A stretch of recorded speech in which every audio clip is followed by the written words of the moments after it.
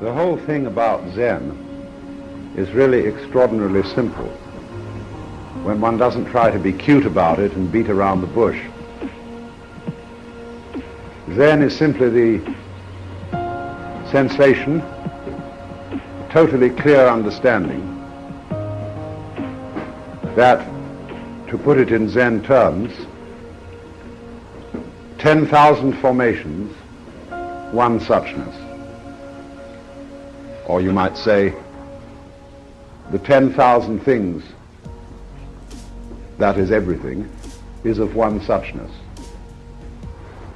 That is to say that there is simply behind and appearing as the multiplicity of events and creatures in this universe, simply one energy, and you're it, and everything is it. And the work of Zen is to understand that, as to say, so as to feel it in your bones. But Zen has nothing to say about what that energy is. And this, of course, gives the impression in the minds of Westerners that it is like, we would say, blind energy.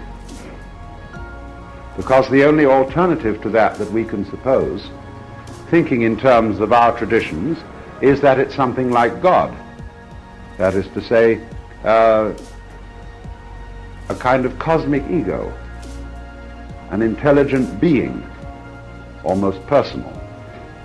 But that, in Buddhistic view, would be as far off the point as thinking of it as blind energy. The reason why this word suchness is used is to leave the whole thing open and absolutely free from definition. Because the whole point about this energy is that it should be unformulated. That is not to say formless in the sense of, some kind of goo, which is just a featureless mess. It means that at the basis of everything, there is something which in the nature of things never could be made an object, discerned, figured out, explained.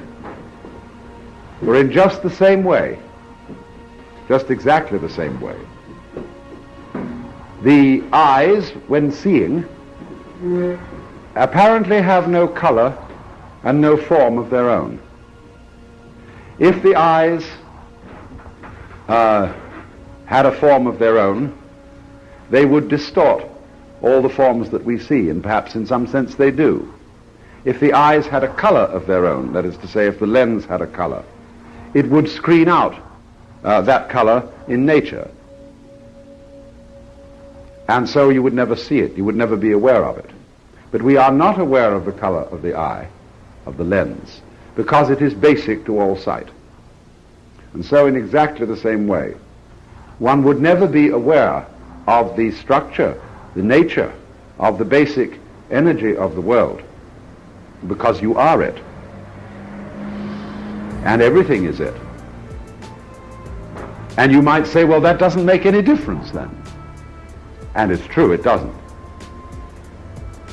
But it does make a difference in the life and feeling of a person who realizes that that is so.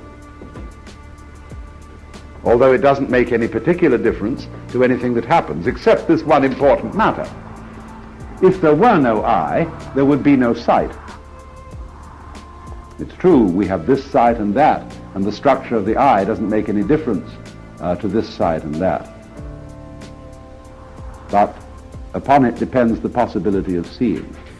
And so upon this energy depends the whole possibility of there being a universe. That's rather important, but it's so important that we overlook it. It doesn't enter, shall we say, into practical considerations and prognostications. That's true. And therefore, modern logicians in the philosophy departments will argue that all assertions about this energy, as that it is there at all, are meaningless. And that, in a way, is true. Because the world itself is from the point of view of strict logic, quite meaningless, in the sense that it is not a sign, a symbol pointing to something else. So then, while that is all taken for granted, it nevertheless makes a great deal of difference to how you feel about this world, and therefore to how you act, if you know that there is just this, and that it is you, and that it is beyond time, beyond space, beyond definition, and that if you clearly come to a realization that this is how things are, it gives you a certain bounce. You can enter into life with an abandon, with a freedom from basic terror, which you would not ordinarily have. Yes, you can be very hooked on the form of life which you are now living. You can consider that myself, say as Alan Watts, is an immensely important event, one which I wish to preserve and continue as long as possible. But the truth of the matter is that I know I won't be able to, and that everything falls apart in the end. But if you realize this fundamental energy, you have the prospect of appearing again in innumerable forms, all of which, when you're in them, will seem just as important as this one you have now. Just as problematic, perhaps, too. Only this is not something to be believed in, because if you believe that that is so upon hearsay, then you have missed the point. You don't need to believe in this. You don't need to formulate it. You don't need to hang on to it in any way, because you can't get away from it. There is no need to believe in it. And if you do believe in it, it indicates that you have some doubts in the matter. That is why Zen has been called the religion of no religion. You don't need, as it were, to cling to yourself. Faith in yourself is not holding on to yourself. And that is why when some Zen master is given by his student the statement, 10,000 formations, one suchness, the Zen master says, get rid of it. And that is why also in the practice of certain forms of Zen meditation, there is a rugged struggle of the person to get beyond all formulations whatsoever, to throw away all hang-ups, to endure long hours of sitting with aching knees, and perpetual frustration in trying to get hold of what all this is about, with tremendous earnestness. I've got to find out what the mystery of life is, who I am, what this energy is. And you go, and he knocks down every formulation you bring to him, because you don't need one. Only the ordinary person, on hearing that you don't need one, will forget all about it and go and think about something else. So he never crosses the barrier. And when you do see it, it is so obvious, so totally obvious, that there is just one energy, and that consciousness and unconsciousness, being and not being, life and death, are its polarities. It is always undulating in this way. Now you see it, now you don't. Now it's here, now it isn't. Because that on and off is the energy. We wouldn't know the energy was there unless it was vibrating. And the only way to vibrate is to go on and off. So, life and death. It's like that. And that's what Zen about. And that's all it's about. Of course, other things derive from that.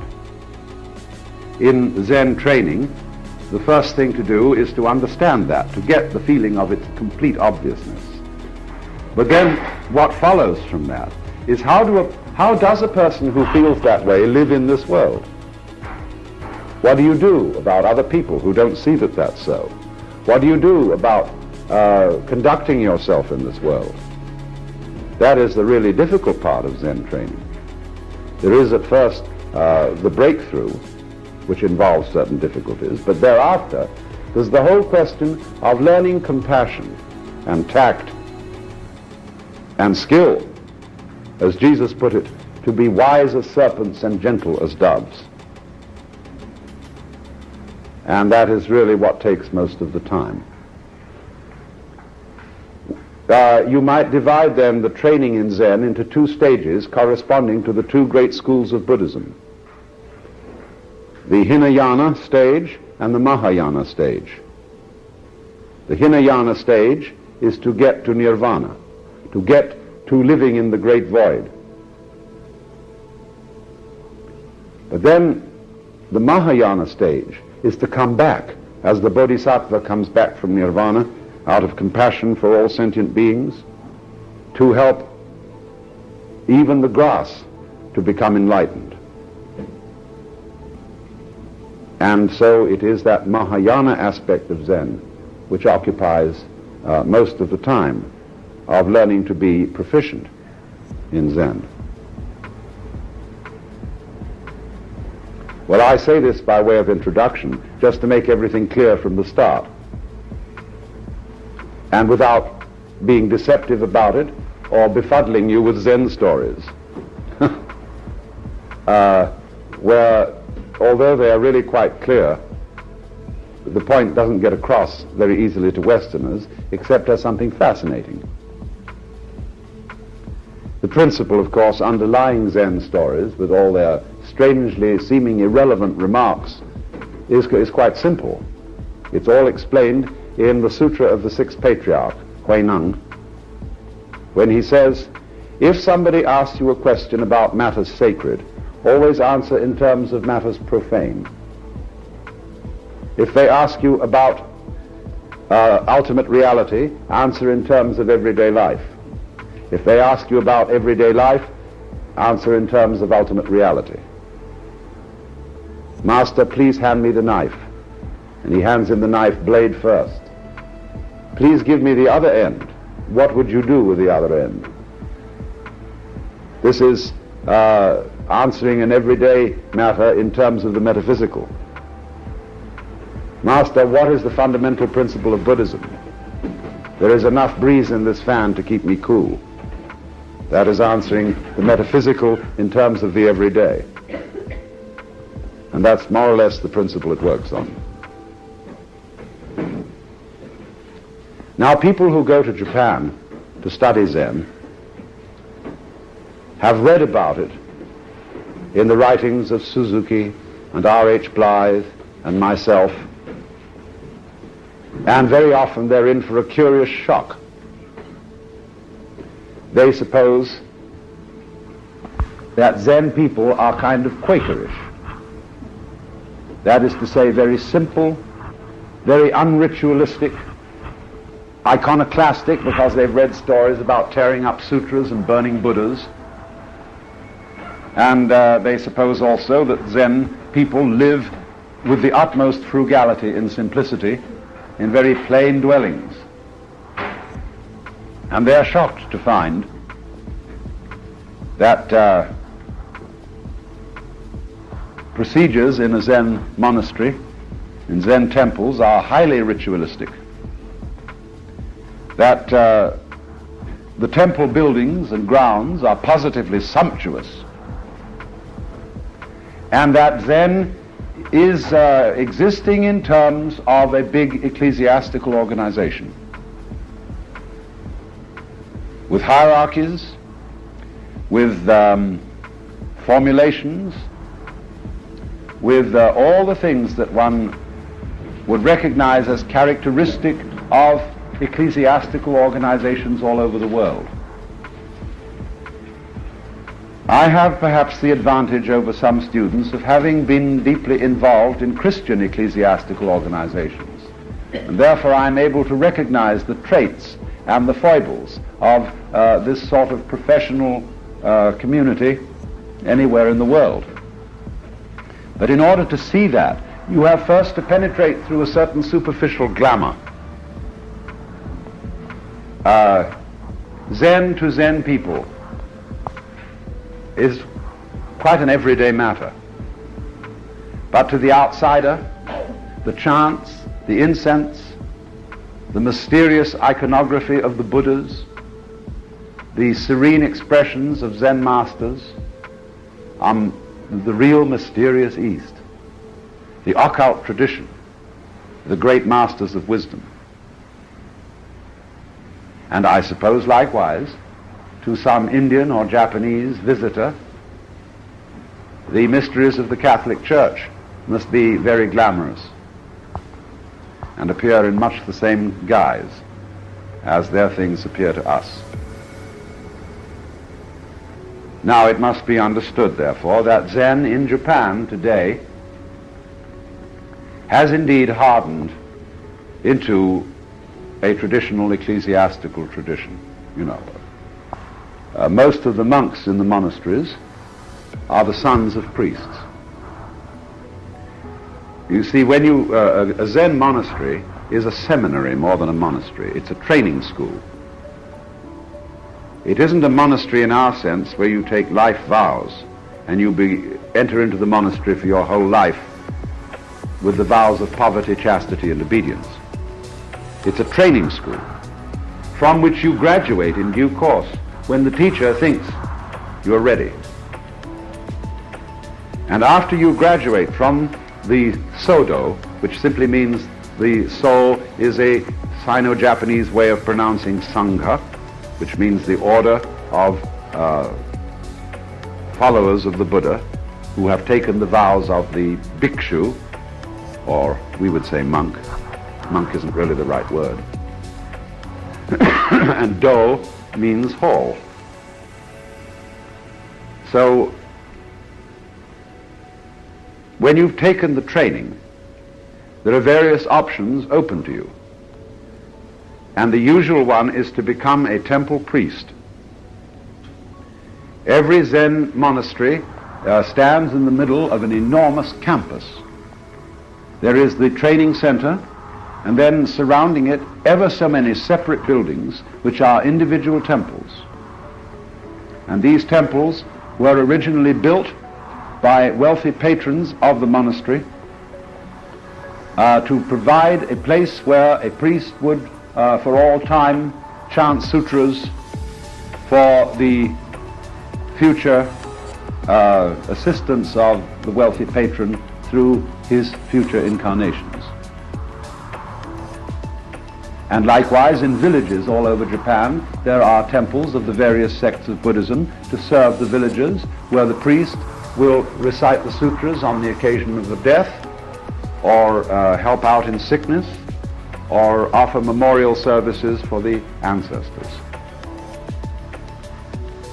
And that's the main job of these people.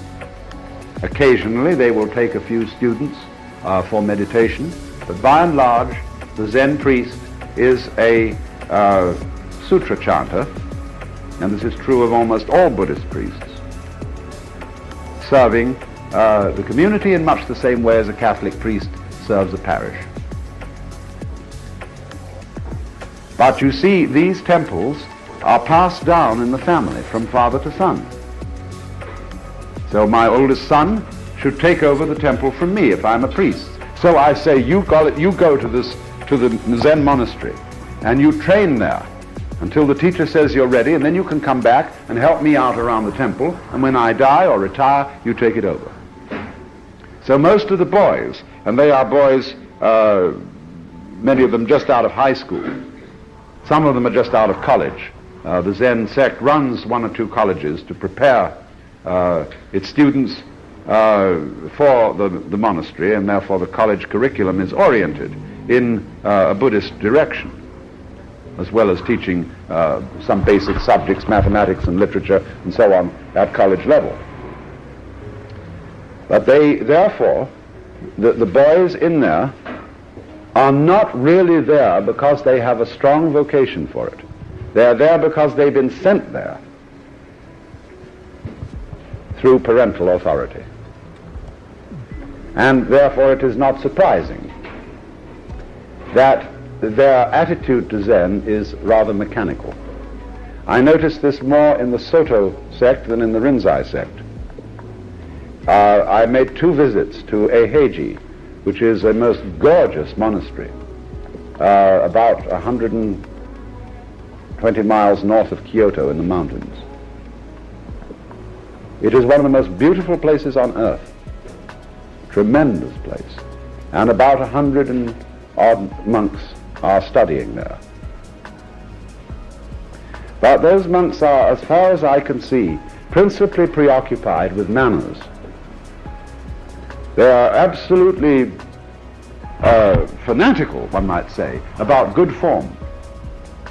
And it's true, they are beautiful-looking people, very industrious, they are neat to a fault. You could lick the floor in the toilets. It's so clean. It's orderly, precise, and the chief monks and priors, you might call them, are very strict. But to a great extent it is a kind of mechanical existence. They are going through a prolonged hazing process, as it were, in order to be fit to take over Father's job and to have Zen style. Zen style is very important, just as we train physicians to have a good bedside manner, or a priest to behave as a priest in the style of a priest, and that carries with it a certain aura of tradition and authority and conviction. And so these boys are trained very carefully to walk, to carry themselves, to speak and behave according to Zen style. And it's very pleasant, I must say. They are very presentable people. They're unlike ordinary Japanese people in that they're not nervous. They don't giggle when embarrassed. Difficult to embarrass them. And occasionally, every now and then, one of them turns out to be an enthusiast and really gets through with Zen. But by and large, I'm sorry to say that in both the Rinzai and the Soto schools, a large number of products are graduated who really have no feeling for Zen, who never quite got the point, but managed to struggle through the motions. And thus there are increasingly few great teachers of Zen in the country.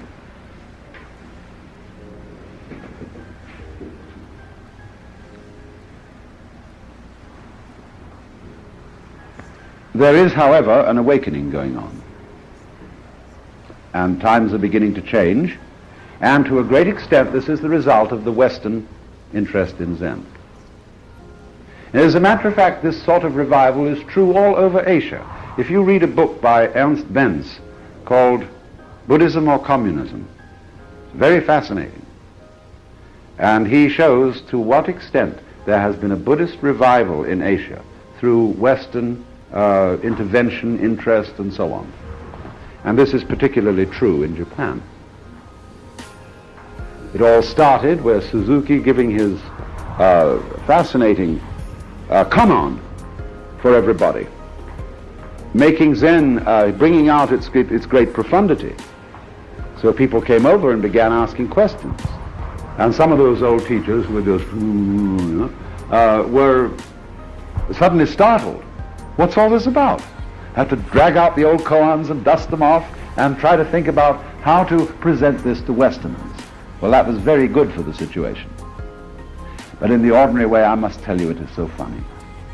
I went to the opening service of the ecclesiastical year at Daitokuji. And on this occasion, there is a fantastic beating of drums to rouse everybody throughout the campus. Big area. Wonderful drum beats. It sounds so almost African. And gradually all the temple priests come from their various parts of the precincts and gather in the Sodo, the monks' hall. And then all the monks come, and they, as the drumming ends, they have a great chanting. They chant several sutras. And then the master gives a lecture called Teisho.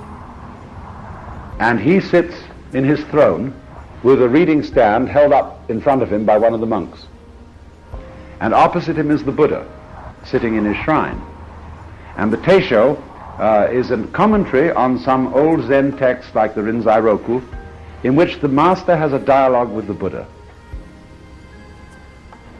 He gives it in a very monotonous way, hardly ever raises his voice, and if some interruption occurs, like a rainstorm or something like that, he just goes straight on. He doesn't stop, because it doesn't seem to be of the slightest importance whether anybody listens. During this period, clever monks go to sleep. You can tell by a slight drop of their shoulders. They're sitting there looking as if they're meditating, but actually they're asleep. And they've worked out a system whereby, you know how you can work an alarm clock to wake yourself up at a given time. They wake up, the monk in charge, who has to hit the clapper or ring the bell, is always awake about 5 minutes before the lecture ends. It's quite long, because I remember sitting Japanese fashion through its duration with a tape recorder beside me, looking like a suitcase, this one. But there were these monks. They were asleep. So they are just exactly like schoolboys and undergraduate fraternity men and seminarists the world over. They would much rather be over the wall smoking a cigarette or dating girls in town. But as I say, every so often, one of them really comes through.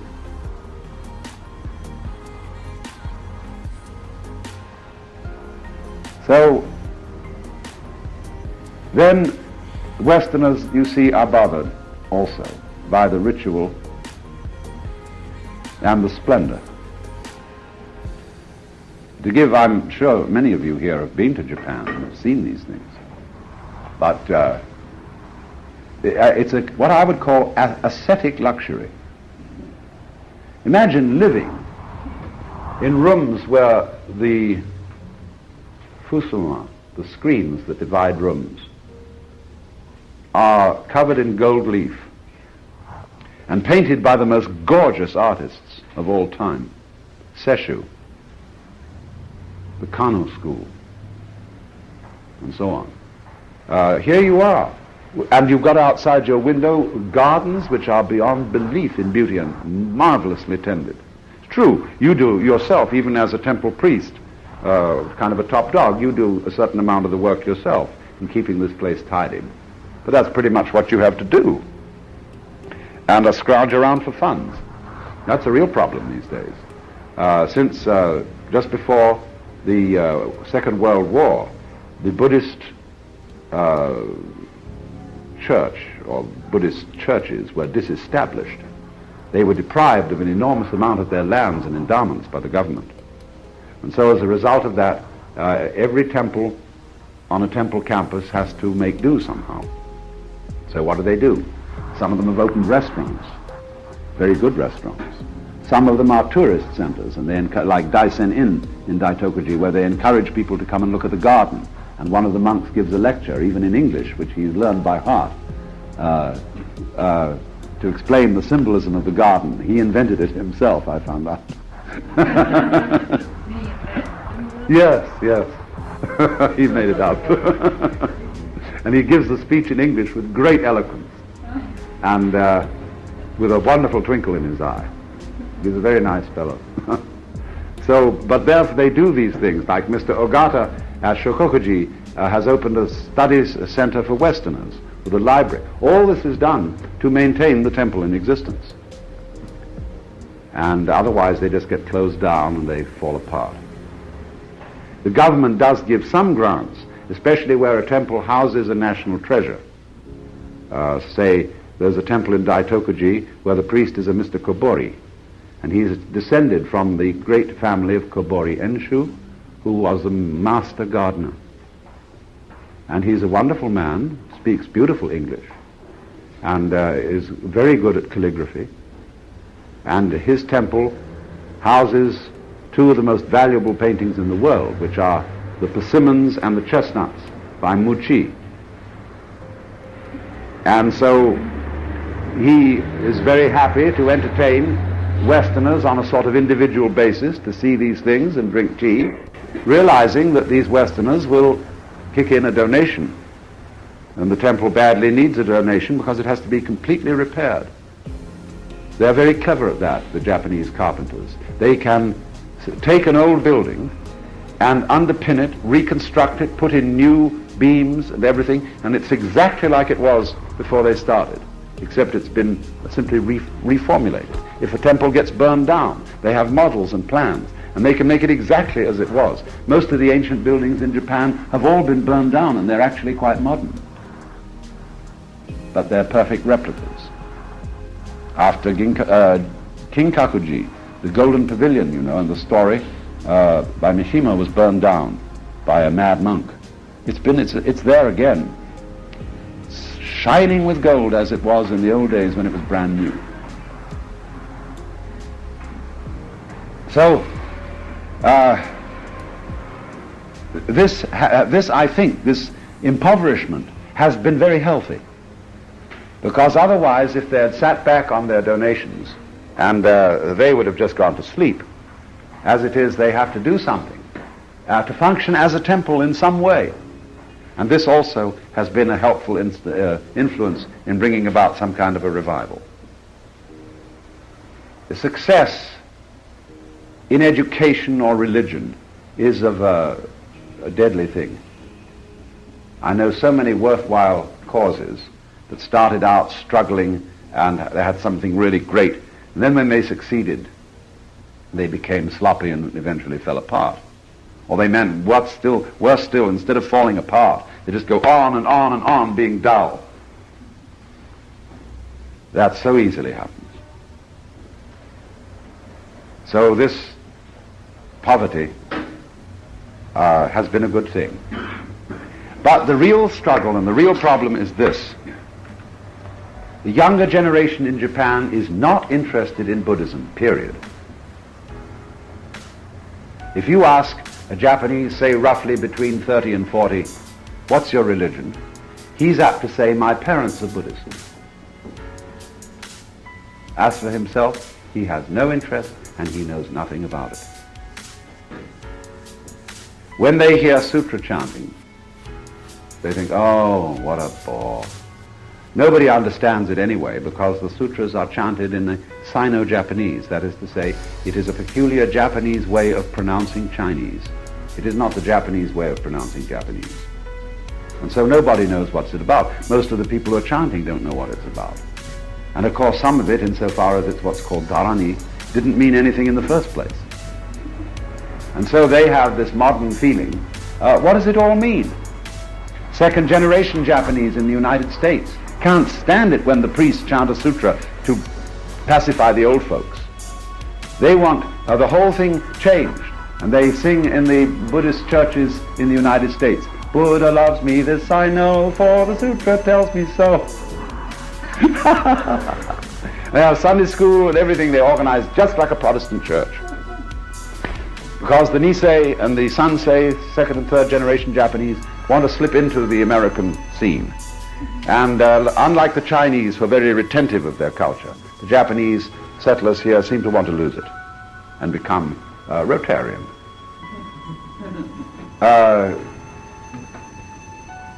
And so in Japan today, much the same situation prevails. There is an extraordinary outbreak of new religions, which we would call cults, like Tenrikyu and so on.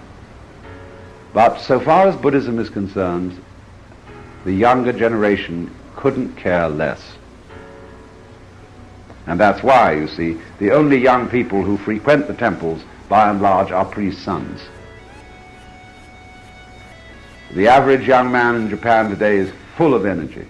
So are the girls. They are the most marvelous people. The children would thrill you.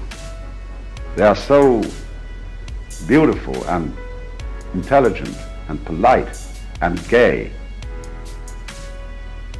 And but they are breaking away totally from the older people. In fact, many young people in Japan hate to go home after school because they feel the atmosphere of disapproval on the part of their parents and grandparents is so thick you could cut it with a knife. So instead of that, they wander the streets. Not in a rowdy way at all. but they just like to be away and be on their own. So they go to, first of all, pachinko parlors. A pachinko parlor would be a store about the size of this one, lined entirely with pinball machines. And you get a handful of steel ball bearings and you put those into that machine, and with fascination you watch that hour after hour after hour, and the machine is rigged so as to give you back just enough balls to keep you going, you see. And you win little prizes like a package of cigarettes or something like that. Nothing much, it's not real gambling at all. It's just a fascination. And you can hear these things going chinka, clanka, clang, clatter, clatter, clatter. Every village has one, at least one. The other thing they do is go to coffee houses. And coffee houses are of various kinds according to musical classification. Western classical, modern jazz, Dixieland, various things of that kind. And the music is turned up full strength. There are two reasons for this. One is that in the Far East people don't feel they're getting their money's worth unless they get their radio as loud as possible and keep it on all the time. The other is the loud music drowns out voices so that you can talk to another individual without being overheard. And so the coffee house is a great center for dating. You take a girl there and they have a thing they call getting to know each other, which has never happened in Japan before. The only way in the old style, high civilization of Japan to meet a girl was to have tea ceremony, at which of course there would be chaperones and the conversation would be utterly stilted. So getting to know a woman, the only possible way of getting to know a woman in the old world of Japan was to make friends with a geisha. Geisha are entertaining girls. They're not harlots, they're not prostitutes. They are highly cultured women, specially trained to entertain men and to help men entertain their men friends. So and that's rather expensive to hire geisha. So that's a luxury. For the ordinary person to get to know a girl was very difficult. I mean get to know a girl as a human being, as a person. But this is what is now happening. And the parents disapprove, and they disapprove of everything the young people are doing. Their clothes, their interests, their lack of reverence for the ancient traditions, and their increasing westernization. So there it goes, down the drain, the whole culture of the past, rather swiftly. It's true that the Japanese have their own way of being westernized. Their television is distinctly better than ours. Some of their nightclubs, fascinating. Some of their mechanical products, beyond belief. Their trains are magnificent. Their architecture, deplorable. I mean their modern industrial architecture. It is ghastly. In the middle of Kyoto, of all places, they've erected a thing that beggars description. It's like a gigantic candle, you know, kind of fake plastic Christmas candle, towering into the sky, on top of a thing shaped like this, like, you know, the control tower on an airport, which is built of steel and glass, and you know it's steel and glass. There's no refinement. It's just steel frame with glass in it, and it goes around like that, and there's a restaurant in it. All that is on top of a very big department store. And here it is disfiguring this glorious ancient city. Oh, there are all sorts of things like that. Horrors. You see, they are, therefore, slowly losing their taste. It's all for reasons of practicality. For example, when you took a bath not so long ago, Japanese bath, you don't get in the tub until you're washed.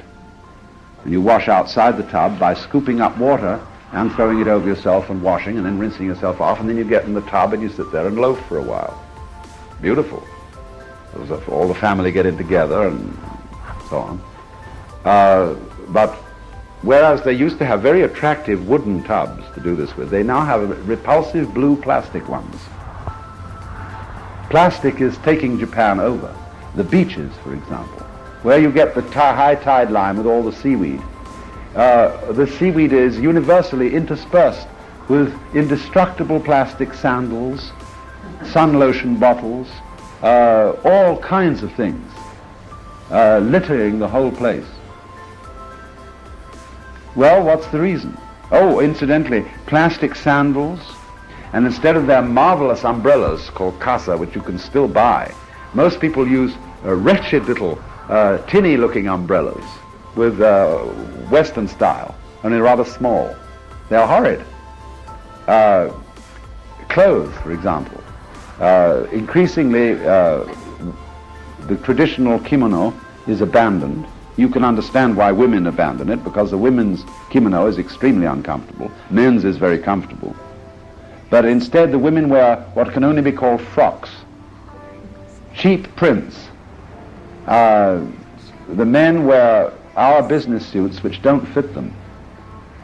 You know, they're very long. They tend to be long from the shoulders to the hips and short in the legs. And so you get this funny feeling of a long coat with tiny little trousers underneath. And very few Japanese dress elegantly in the Western style. Mostly it's shabby. And, but chic, you know, they think this is really up to date. And so, funnily enough, you see, they have no antibodies, shall I say, aesthetic antibodies to Western styles. And therefore, they catch our diseases before they catch our merits. I suppose the same may be said of us. It's difficult to see how Japanese would see our acceptance of Japanese institutions and art forms. They must think it's very funny. But in the West, these things are accepted only really by sort of intellectuals. It hasn't hit the mass of the people at all. Whereas in Japan, Western styles have hit the mass of the people.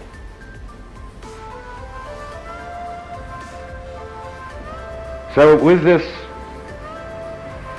very rapid cultural change going on, the Japanese have not discovered Buddhism. And I suppose one of the great benefits that could be done for the Japanese would be to retranslate Buddhism for them out of the old language into some sort of modern idiom. I've often thought of writing a textbook on Buddhism for Japanese teenagers. And I would write it in hipster language, in English, and then get some very competent Japanese to translate it into the equivalent argot.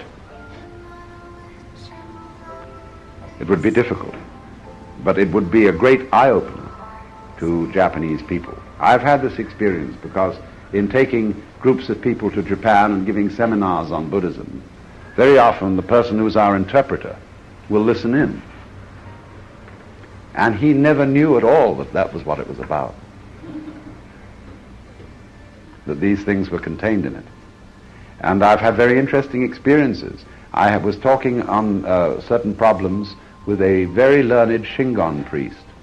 Shingon is another school in Zen. And his wife speaks beautiful English. And we had a very competent interpreter present. And he got to some points and they both said, "I am sorry. We have no idea how to translate into English. This is very difficult word." So I said to the priest, "Ask him to write it in Chinese." And as I can pick out about one character in 3, gradually by this process, a very complicated form of communication can be established. But they don't know what those words mean. They're either too used to them, they know what they mean but can't possibly think what the equivalent in English would be, or else they just don't know. So there is this tremendous problem of, unless the Buddhist tradition is to go down the drain completely, of re-familiarizing the Japanese with what it's all about. But they don't know what it's about because of the fact that over the years it has degenerated into going through the motions and into being something which is just a kind of magic. For example, the headquarters of the Shingon School on Mount Koya is really two things. It's an enormous funerary establishment and a tourist center. The main thing at Shingon is a gigantic graveyard, very beautiful, all among cryptomeria trees, which are somewhat like the sequoia. And here are tombs and tombs and tombs, all in the style of Buddhist little stupas or pagoda-like structures. Wealthy families have huge ones, all decked about with bells and magical inscriptions in Tibetan and Sanskrit and so on. And there are many temples, but their principal function is to drone sutras for we would say, the repose of the souls of the departed. And so they train. I witnessed the training of all these young boys who are, of course, priests' sons. And they, in their training hall, each priest, monk, trainee has a little desk with all the ritual objects on it, all alike, row after row after row. And they teach them how to go through the motions of the various ceremonies and rituals. It's completely mechanical. And so it exists as a kind of prayer wheel bit for people to come there and be buried with the hope that this magic will do something. It's magic, pure and simple. You can buy sheets of paper printed with all sorts of mysterious characters, and you put these in a little holder, and you could stick it up in your car as a good luck thing. And what says on the papers? It says nothing at all. It's just magical signs, like a kind of abracadabra. Well, the Japanese, modern Japanese, think this is ridiculous. They have no patience with it whatsoever. It has no mystery to it, no magic. To us, Mount Koya reminds you of going to Tibet. It's the nearest thing in Japan to Tibetan Buddhism. And the mysterious effigies and the marvelous construction of the temples and is most extraordinary. And from a scholarly point of view, from the point of view of a historian of Buddhist symbology, it's fascinating. But nobody there seems to appreciate it very much. Something they're used to, they just go through. So either the modern Japanese are going to let the whole thing go down the drain, or else somehow it's got to be represented to them in a modern idiom. They wake up and realize that they have a treasure. Well, let's take an intermission. This morning, I was giving you some general impressions of the present situation of Zen in Japan, and showing how it's really fallen on evil days. It has a very little interest to the younger generation, and insofar as there is an awakening, it is to a considerable extent due to the increase of Western interest, which has aroused the Zen people and put them on their mettle. And now I want to discuss a problem that was raised by both R.H. Blythe and D.T. Suzuki as to whether Zen, as one finds it in Japan today, is rather much behind the times, ill-suited to Western assimilation, and even for purposes of the Japanese, needs in some way to be reformed, and if so, in what directions? Now, frankly, I must be very, very clear with you as to what are and are not my qualifications to discuss this.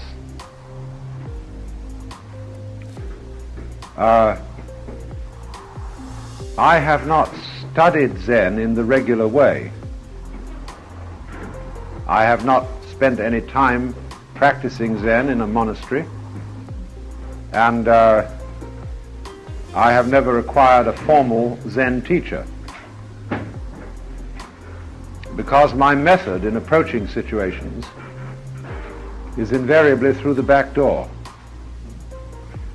This shows me the construction underneath the front stairs. I'm a bit sneaky, but I find this, although sometimes it takes longer to get in by the back door than by the front door, nevertheless it has certain advantages. Ramakrishna said there are many entrances to a house. One entrance is the way the garbage goes in and out. Another entrance is where the honored guests go in and out. And in discussing various forms of Hinduism, which go under the name of the left-hand path, he said they do get into the house, but they go by the garbage entrance. Well, I suppose I go in like a burglar through the window.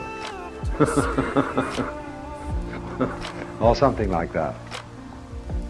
But the reason, I have a reason for this. There is method in my madness.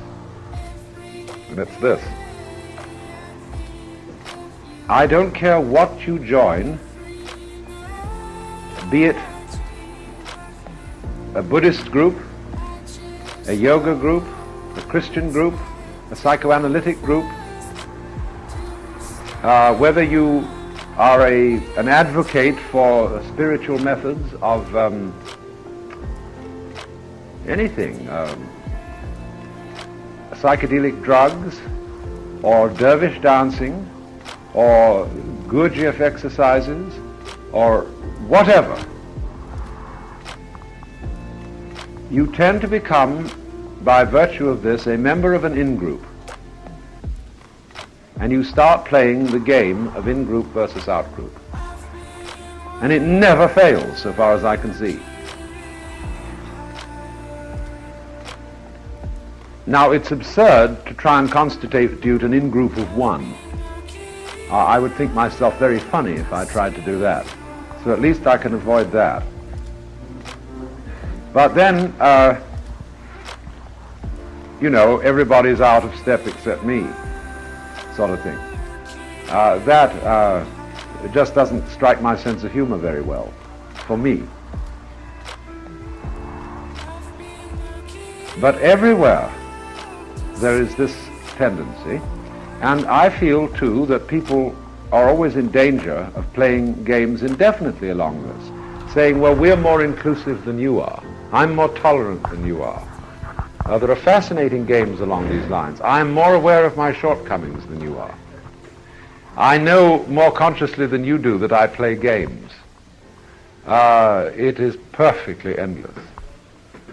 But I think that our friend Krishnamurti has always had a very powerful critique in this problem, in saying that religions are divisive. Even if they, let's take the Baha'i thing. Now, here was an attempt to form a universal religion composed of 9 major religions in the world. And all it succeeded in doing was creating another divisive sect, claiming to be a certain in-group. And so I feel rather strongly in this day and age that joining religions is intellectually not so very respectable. That it is a thing of the past. Now, the people object to that and say, well, all you become if you do that is an eclectic. Or they'll say this is syncretism, which is a dirty word in some circles. That, in other words, you become superficial. You are like you treat the whole religious history of mankind as a smorgasbord. And you go round to all the dishes and pick what catches your fancy and leave the rest. Well, people do that anyhow.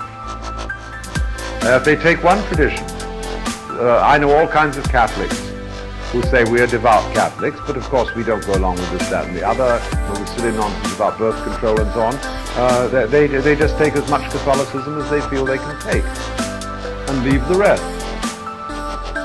Any discriminating eater does that. If you don't know the difference between chalk and cheese. So I find nothing, if somebody wants to call me a syncretist, a dilettante, Or whatever you like. Okay. The shoe doesn't fit, so I don't wear it. So this is my attitude and the way I look at it. And you must make up your own mind whether you think this qualifies me to say anything valid at all or not. But I watch many things. I watch the claims people make and whether they manifest those claims in the way they live. And if they say, well, you know, this way of life that we follow is going to improve us and make us better human beings from a moral point of view, all right, that's what they said it did. So I watch to see if they are in any way distinguished. And it's very rarely true that they are. To a large extent, people's religious beliefs are a rationalization of some kind. And so,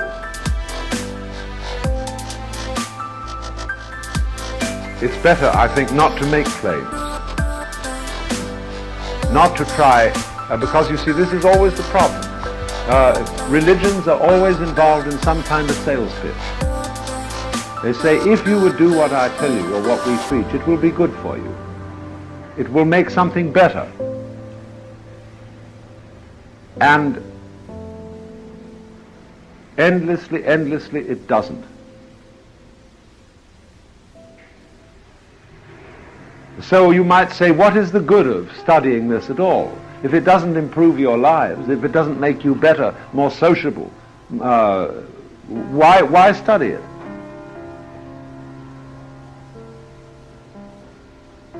Well, the first thing that occurs to me is that it's very interesting. I've always, since childhood, been fascinated by the mystery of being. It just has always struck me as absolutely marvelous that there is this amazing universe. And just out of sheer wonder, I'm interested in all the various answers that people have given as to why this is here. And I must say that my approach to religion is not so much that of the moralist as of the scientist.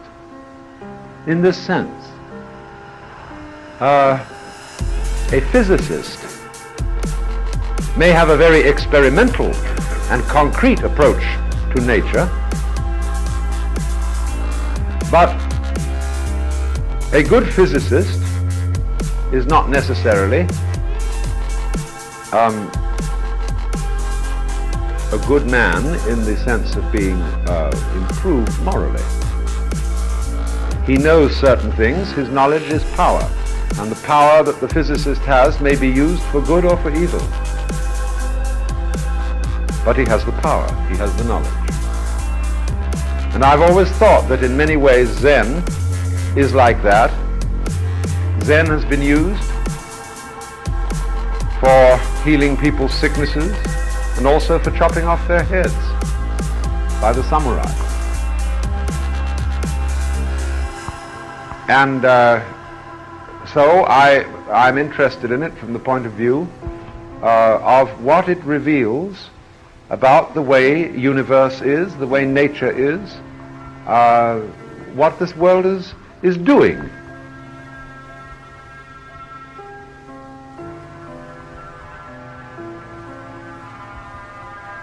So it is part and parcel of a big inquiry.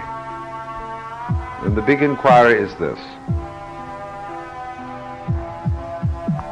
If you read the literature of the great religions, time and time again you come up against descriptions of what is called spiritual experience.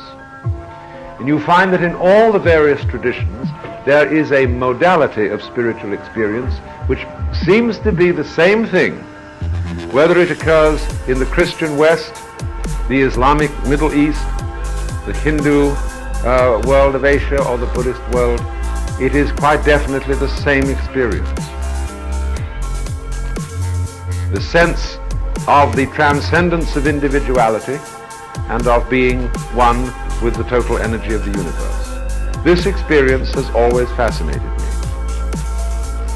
I've been interested in the psychological dynamics of it. Why it happens, what happens, how it comes to be described in different symbolisms with different languages. And to see if I could find out what are the means of bringing it about, frankly.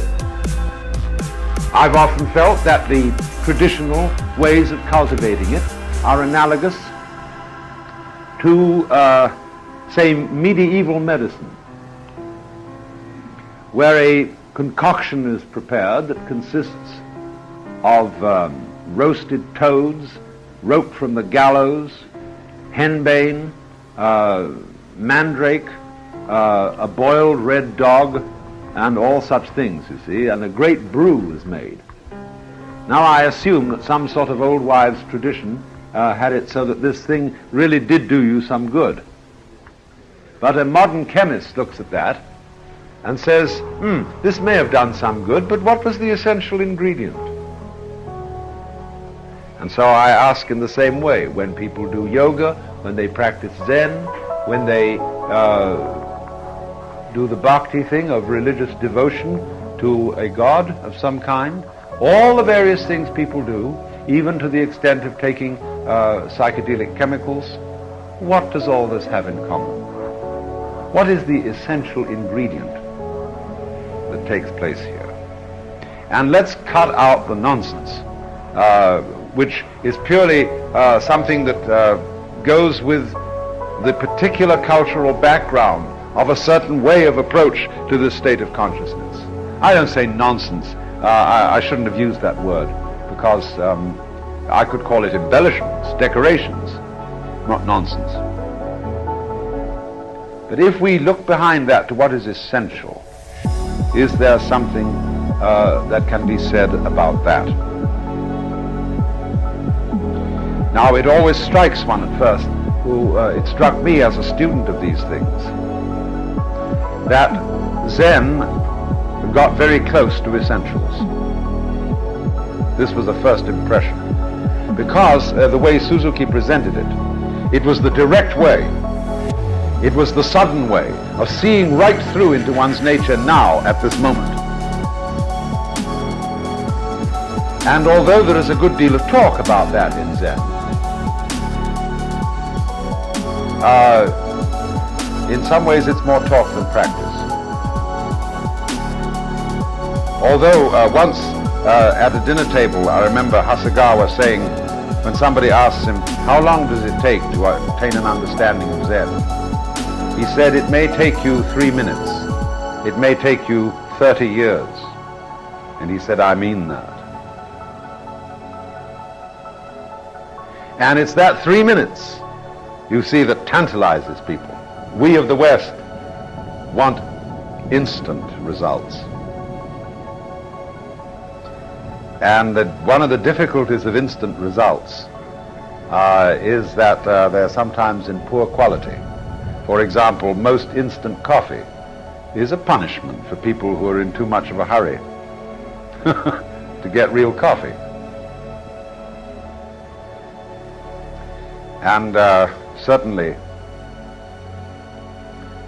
these dial-a-meal automat drive-in places where you put in your money and you have 12 choices and you dial a meal and it delivers it to you in exactly 60 seconds.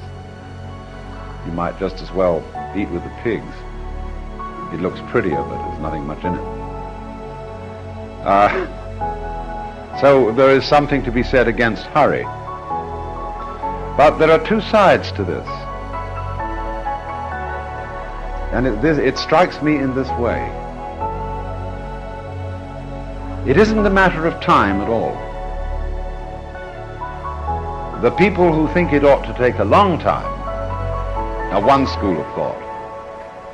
The people who want it as quickly as possible, who are in fact in a hurry, is another school of thought, and they're both wrong. Because it is not a question of how much time you put into it, as if this added up some sort of quantitative scale and you got rewarded according to the amount of effort you put into it. Nor is there a way of avoiding the effort just to be lazy and say, I want it now. The point is rather something like this.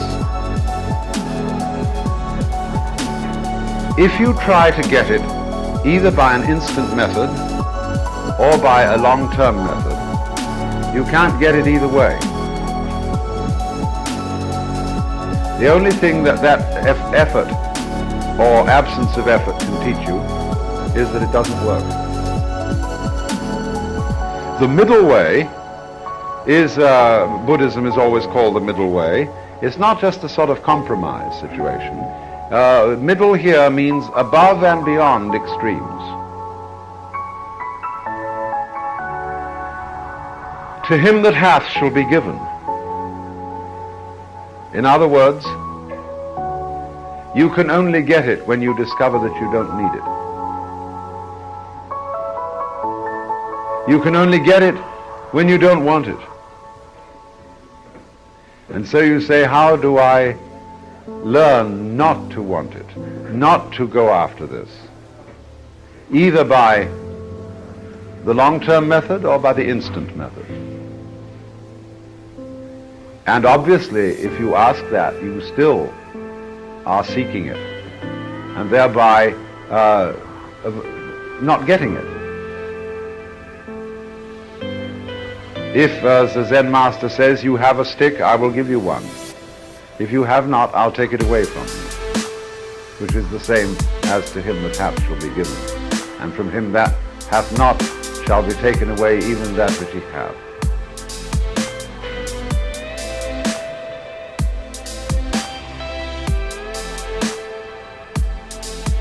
So then,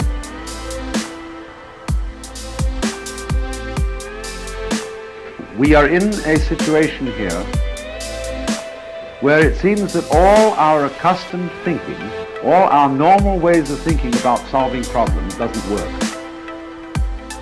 All thinking based on acquisition is here obsolete.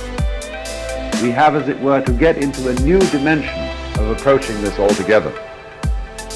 And that is why a young Zen student I know, he's now finished his Zen training, he's Japanese, said a little while ago, if I were asked what is really essential in Zen, it would be what is called Sanzen. That is the dialogue between the master and the student.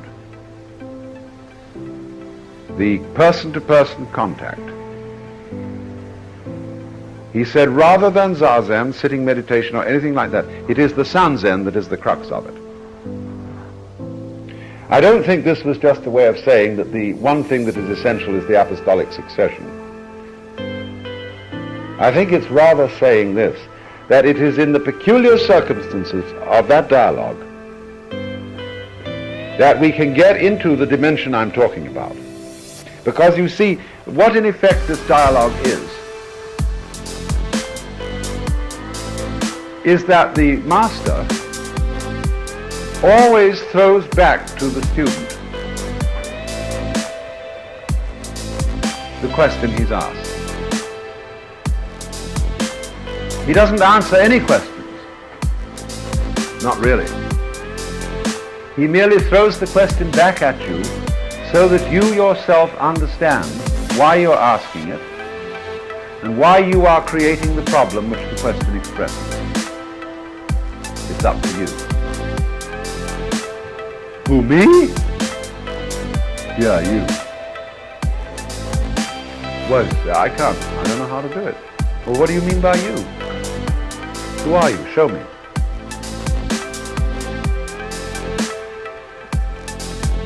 You see, it's in this kind of back and forth that you begin to understand, through the relationship with the other person, that you're mixed up. You're asking the wrong questions. You're trying to solve the wrong problem altogether.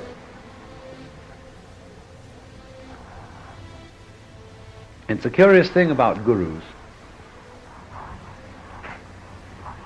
You notice how people feel that gurus have marvelous eyes and that they look right through you.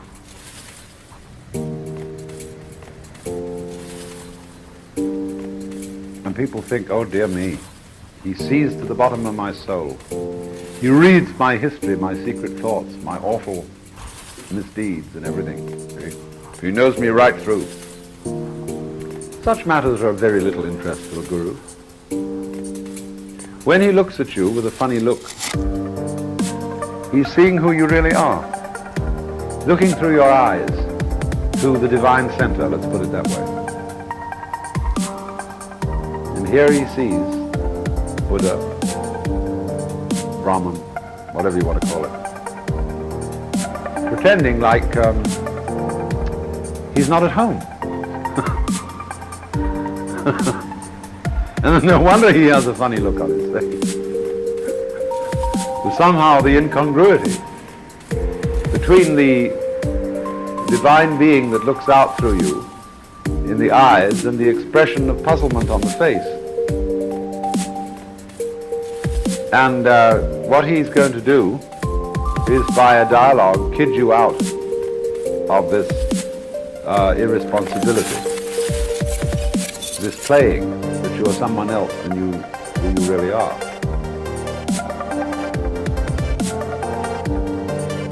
And this, you see, is of the essence. Don't mistake me. I'm not saying in order to get there you have to have a guru.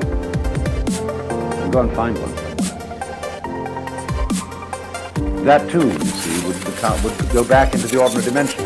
Because you see, all the guru is doing, as I was explaining to some of you last night, you give him authority. You say, be my teacher. And in Zen, they make it very tough for you to get a guru at all. And other gurus do, the Hindus do likewise, because they have various ways of explaining that a guru has to take on the karma of his student. And that's a pretty dangerous thing to do. He becomes responsible for it. But in Zen, they have the feeling they're going to make it very difficult. So that if you're going to make a fool of yourself by projecting authority on a guru, you're going to make a big fool of yourself. There are no small measures about this.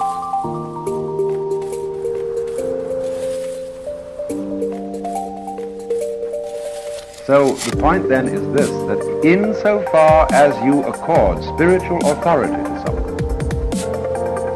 you must recognize that you did that on your own authority. It was you who set this guy up as your master. All right, you say, well, there are a lot of other people who've done it too, and they form a kind of community, and that gives authority to this figure, and that's why you pick it. You say, I want the best Zen master, see? Well, who's the best Zen master? How do you know? You go around asking people. You ask the Zen clique, you see. Who do you think's the really good master? Well, of course, people tend to recommend their own teacher. And when a guy has had enough people apply to him, then he's got a great collective authority. And you accept that and say, I'll go to that. But do you see, you have used this group as a pretext upon which to project your own authority, not realizing that you've done it. And you set this thing up. And the task of the teacher is to show you just what you did. It all came from you. And that's what it means when the Buddhists say, all this world is in your own mind. When in the Tibetan Book of the Dead, you know, the instructions are given as to what happens when the clear light of the void comes, when the vision of the blissful bodhisattvas, the vision of the wrathful bodhisattvas, and all that kind of thing. And the preceptor says, realize, O nobly born, that all this is but the outpouring of your own mind. But we can't take that very well because we've been taught most assiduously that you yourself are but a little thing in this world. You must be humble. You didn't create this world. Somebody else made it. And watch your P's and Q's. Don't have the spiritual pride of thinking for 1 minute that you are the cause of it.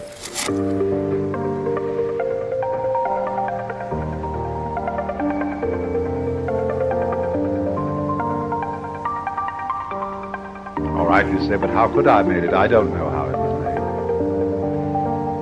But a Zen poem says, if you want to ask where the flowers come from, even the god of spring doesn't know.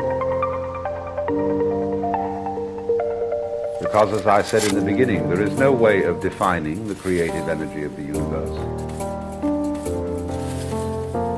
If you addressed God, supposing God could come and talk to you, and you said to him, God, pretty complicated universe, amazing, how did you do it? You say, I just did it, I don't know. Of course not. If he had to think out every detail of it, it never would have happened. Just in the same way, you breathe, you live, but you don't know how you do it, but you're doing it.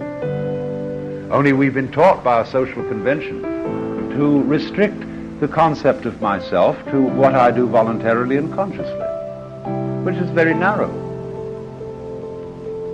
Certainly, if you say, oh, I, by my ego and my intelligence, I created all this, you would be conceited, and you know you would be a liar. But you is much deeper than that. You includes far more than your conscious mind.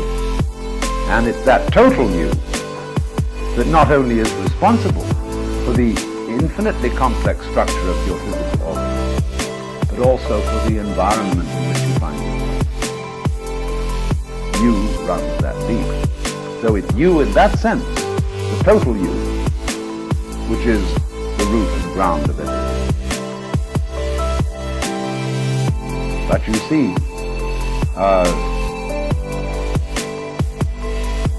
we have we arrange a whole principle of human sociability, of ability to get on together, by putting everyone down. You're not the only pebble on the beach, as my mother used to say. Well, why not try the other technique of putting everyone up? It might be that they'd get along better that way than they would by putting everybody down. Because whatever you do, you have to do it unilaterally. I mean, you have to do it uniformly for everyone. You can't say, well, Johnny's the Lord God and Peter isn't.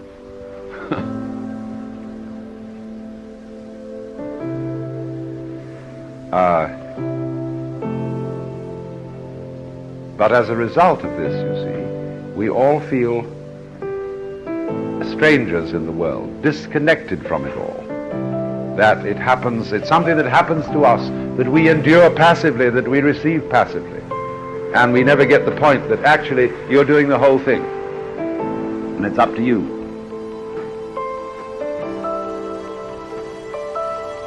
You make your troubles.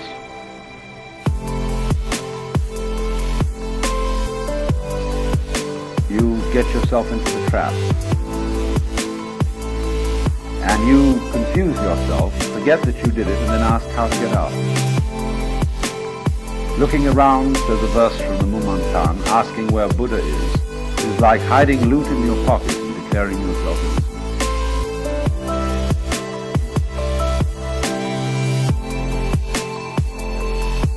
So, you see, to admit, to come to the recognition that it was you, requires a certain kind of nerve. I don't mean nerve in the sense of when we say, well, he's got a lot of nerve, when somebody is just brash and cheeky. But nerve in the sort of sense that you use nerve when for the first time you take a plane off the ground, or when you pull a cloth off the table and leave all the dishes on the table. That sort of nerve. There's nothing to do with pride in the ordinary sense. It is ready to leap in. somehow, you see. If people don't have that kind of sense, we have what I would call an ambivalent sense of responsibility.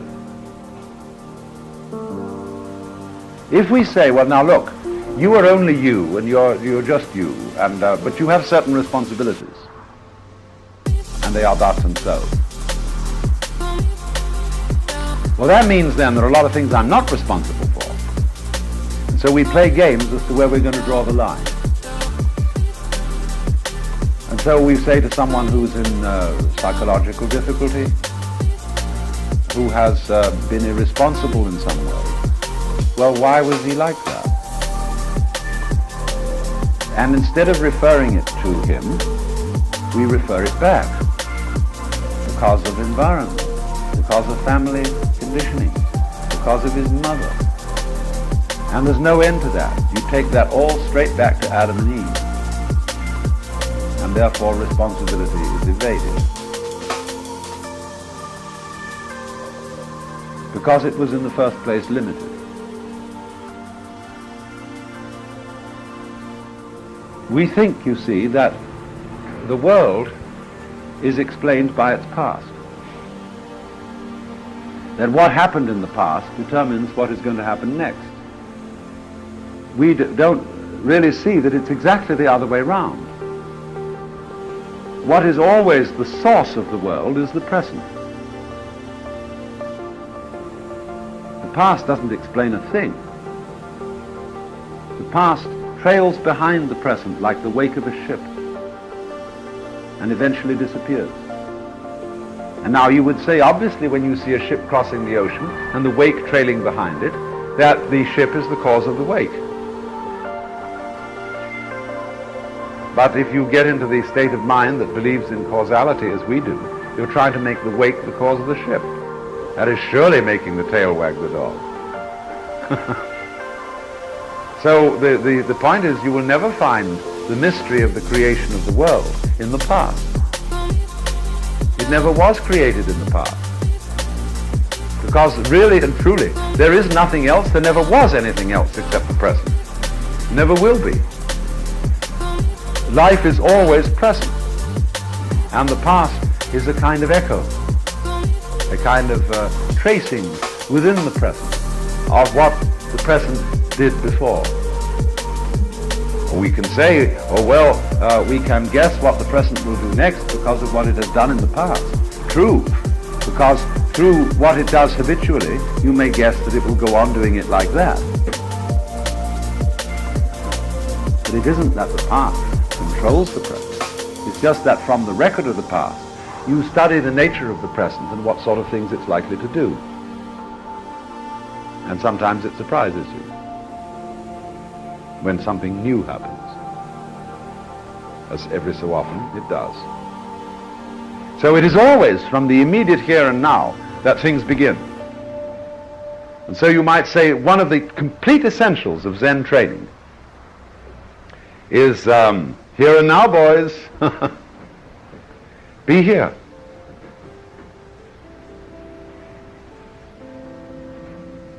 And you see, in order to be here, you mustn't be looking for a result. People keep saying to me, well, why do you do that? Why did you come here? What do you want to get out of this? Well, this implies, you see, that my motivation is different from my action. It's talking about life in terms of Newtonian billiards. Newton's mechanics of the world, in his explanation of behavior, was always by analogy with billiards. Balls, the fundamental atoms, are banging each other about. And so a ball will be still until something bangs it, and that will be its motivation, and that will set it going. So when we say human beings behave in such and such a way because of unconscious mental mechanisms, that is Newtonian psychology. It's out of date. We need today a psychology up to quantum theory at least, where you don't have this conception of mechanical causality. that it's difficult to understand unless you turn things round by the analogy of the ship and the wake, and you understand fully that it is from the present that everything happens. And that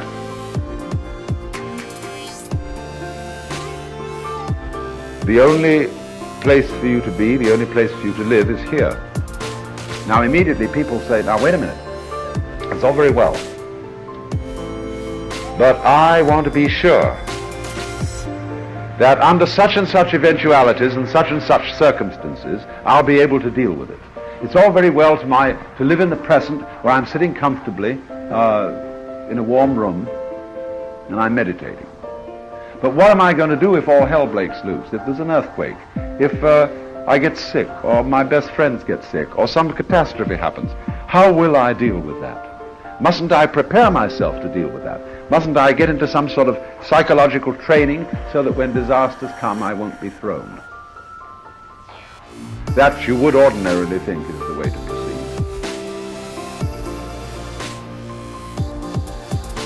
But it doesn't work very well.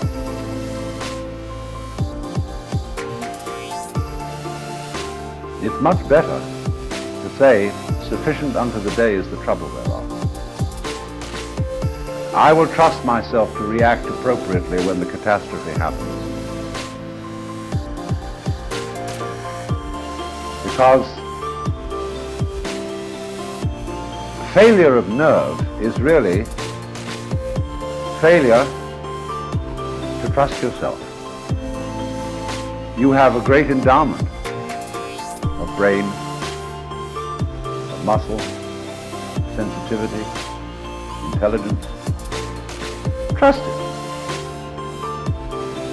To react to circumstances as they arise. There's a whole thing in Zen about this. Reacting to circumstances as they arise. Wait and see how you deal with it. Because the you that will deal with it will not be simply the conscious intelligence, conscious attention. It will be all of you. And that is beyond the control of the will. Because the will is only a fragment, having certain limited functions. But if you really know how to live centered now, and to know that now is the origin of everything, you stand a much better chance of being able to deal with the unforeseen than if you keep worrying about it and considering past lessons and future possibilities. I know that sounds revolutionary, and it sounds in a way impractical, but it is simply living in the present in this way means a certain kind of poise. If you make plans exactly how to deal with the future, and things don't happen at all as you expected, you get thoroughly discombobulated. But if you don't make any but very flexible plans, you have to make some plans. Make them flexible, be adaptable, and always be here. So you are exactly as in judo. In judo, you always keep balance. You keep your center of gravity between your feet. And you don't cross your feet like that, because the moment you do so, you're off balance. So you're always in the center position. That means you're always here. And it doesn't matter which direction the attack comes from. If you're expecting it this way, and you're all sort of inclined this way to get ready for it, and it comes another way, alas, you're too late. So you stay in the center, and you're ready to flow out in any direction from which an attack may come. So this is centeredness. And the whole point, the whole real meaning of the practice of Zazen, sitting Zen, is to sit in the center, to be centered. That's what it really means. So, therefore, to do Zazen, in order that this is some kind of technique for attaining enlightenment, is a mistaken approach. Fundamentally. I would, however, say this. You must read, if you haven't read it, Kaplow's book, The Three Pillars of Zen, and especially the autobiographical parts of it, where various students give their experiences in the long session, that means study of mind. Don't confuse it with session, S-E-S-S-I-O-N. Session, S-E-S-S-H-I-N. Session is the study of the mind-heart. And it means the long periods of meditation. And some masters work it so that they work you to a very high degree of expectation. They make you desire to get this thing by all means by the end of the session. And they make you more and more frustrated, more as the session goes on, and your knees hurt more and everything gets perfectly desperate. They go to fan the flame of desire and your anxiety to get this thing. But that's working in reverse. You see, what they're doing is boiling you away.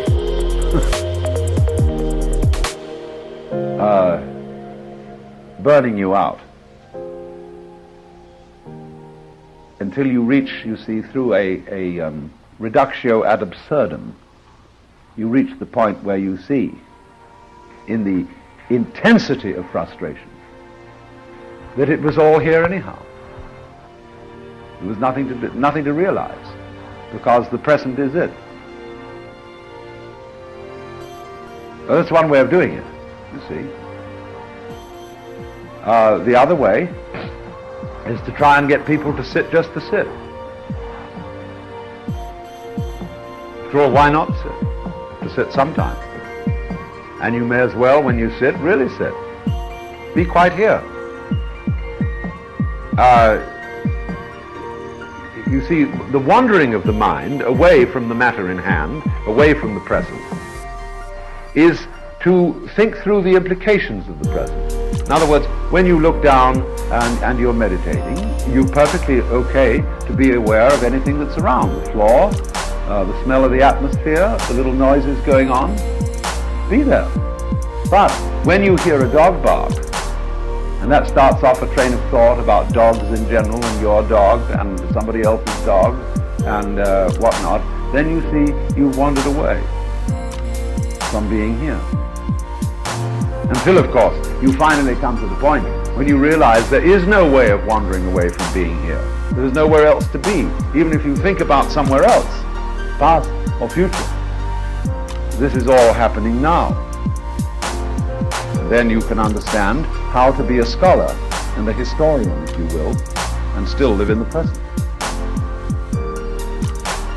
That's Suzuki's secret.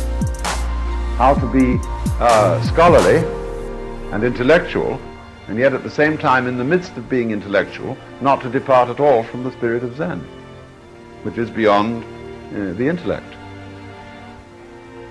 You can intellectualize in a Zen way, just as you can sweep floors in a Zen way. But the key of the matter is, of course, centering. To be really here, because that's the point of origin of the world, and it is at the same time the destination of the world. Now that is the real meaning of dhyana in Sanskrit, the kind of concentration meditation which constitutes Zen. Zen is the Japanese way of pronouncing dhyana, and it's that state of centeredness, here and now. So then, Blythe, in talking with me about, I questioned him at great length about what he thought of Zen practice, and he told me this story. He said, you know, I asked a Zen master, what would you do if you knew you had only half an hour more to live? Would you take a walk in the garden? Would you listen to your favorite music? Would you sleep with a girlfriend? Would you go and see some friends? What would you do? And he said, I would practice Zazen. And Bly said, He said, you know, it's a superstition. Many of these monks practice Zazen because they think that somehow it generates merit. The more time you sit like that, the more somehow you do something for the world. You just like you would chant a sutra. He said the trouble with these people is they've forgotten other ways of practicing Zen. Riding a bicycle Zen, for example. Shopping Zen. Driving a car Zen. So these are, if you don't do it in these ways, he said, you don't do it at all. But it's become a fixation that it's the sitting meditation exercise that is the be-all and the end-all of Zen practice.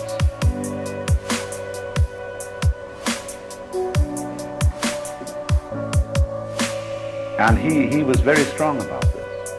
If you read his last volume of Zen and Zen Classics, which I think was an essay called No Japanese Zen, Thank You. It is a very strong criticism of this one-sided ecclesiastical Zen with its tremendous focus on the Zazen discipline.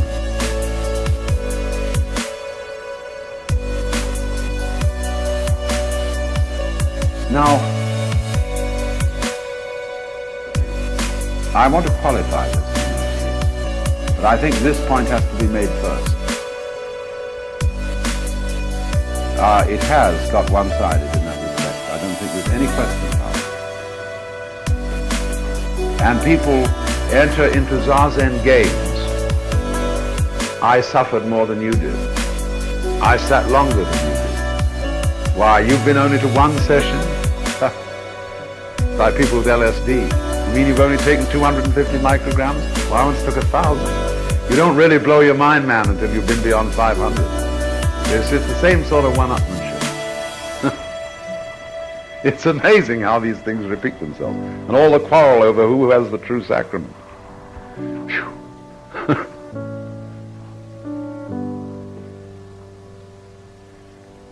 Now, on the other hand,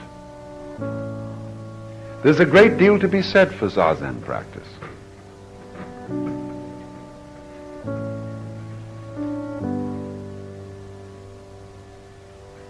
And for sutra chanting.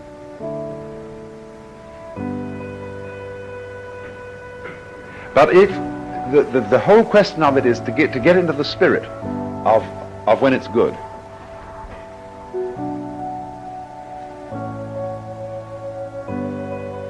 You should listen very carefully to the voice of the person chanting sutras and find out whether he swings or not. Is he doing this as a dreary duty that is good for him? Or is he with it? And so often you hear the dreary duty. You can hear it in the voices of Catholic priests who are tired to death. Hail Mary, for the grace, Lord is with thee, blessed art thou among women, blessed is the fruit of thy womb, Hail Mary, Mother of God, pray for us sinners now and at the hour of death. No, it's possible. Just get the hell out of here. Say so many of these things and it'll work. And meantime, they're thinking about baseball. But there is a way when you get, say, with a group of people in a chant and you are completely with it. And this is you're having a ball. And you can go on for hours because it's just like dancing. Well, so in the same way with practicing Zazen. You can sit and plain enjoy yourself being quiet. And it's not a duty at all, it's a great pleasure. Get up early in the morning when the sunlight is just beginning to show. Doesn't matter where you are, Japan or anywhere. And just sit. And don't have any thoughts. I mean, don't compulsively get rid of thoughts, but it's just not important. The thing is, what is? What is here now? Yeah, I mean, after all, here you are. You may as well see it. And you get this, eventually, this curious feeling. It's very hard to describe. Maybe it isn't. I just said that the origin of the world is now. This odd sensation that now comprises everything. The most distant past, the most remote future. The vastnesses of space, all galaxies, etc., etc. All states of experience, all joy, all sorrow, all heights, all depths, everything is now. And there isn't anywhere else to be. Never was, never will be. That's why you never were born. Therefore you can't die. You never came, so you won't go. You were always here. It's very curious. Because, not really curious, but it's just so different from what we ordinarily think. And it's that entering into the now, which is what we call the eternal now, finding infinity in the split second, or as they say in yoga, that liberation lies in the interval between two thoughts, between the past thought and the future thought. Because you see, there is no present thought.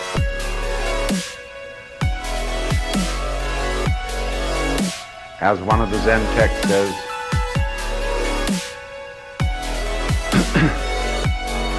one thought follows another without interruption. But if you allow these thoughts to link up into a chain, you put yourself in bondage. Actually, this present moment never comes to be, and it never ceases to be. In this, it's like nirvana.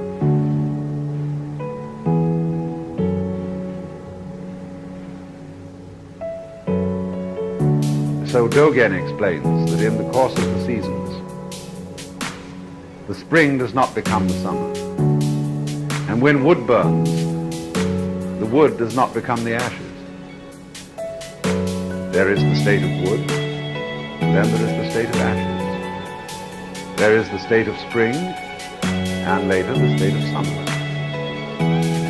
But the spring does not become the summer. The wood does not become the ashes. The living body does not become the corpse.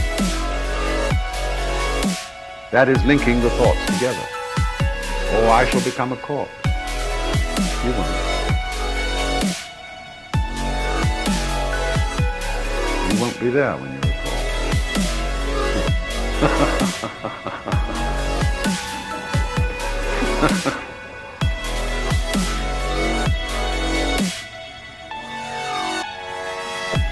So,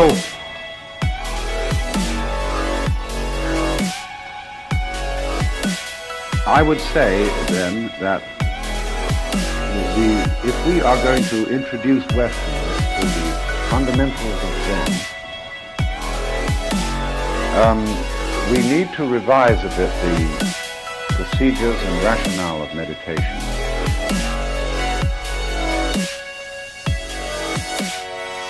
So that it doesn't become a competitive one-upmanship marathon as to who can take this, who can endure, because then that puts it under the domain of time. The important thing to emphasize is presence, being completely here, and not feeling guilty if you enjoy it.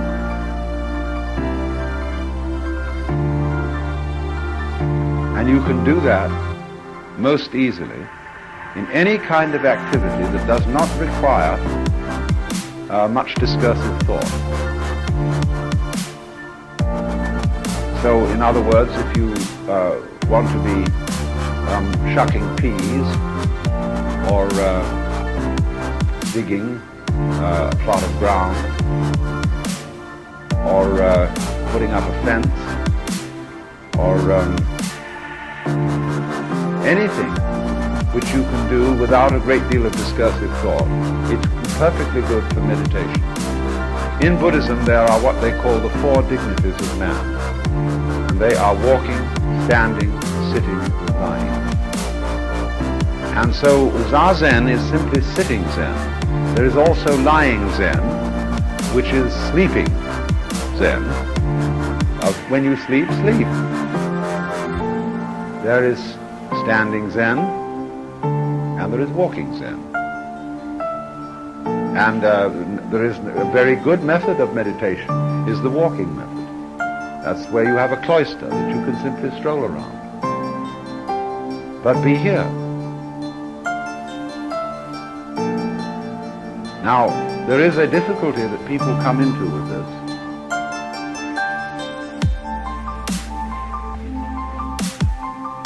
They get the feeling of, well, is it only this? I mean, is this all? Nothing seems to be happening much. Just what's going on? I feel a little frustrated. I feel particularly enlightened.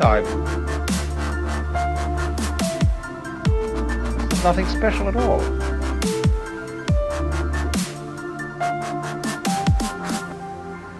I mean, I wonder, do I have to do this longer in order for something to happen? Or what?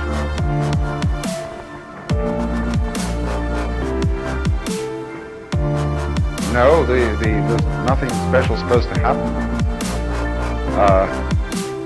It's just that this here is it. But you see, you have difficulty in accepting it. Because you still feel, how shall I say,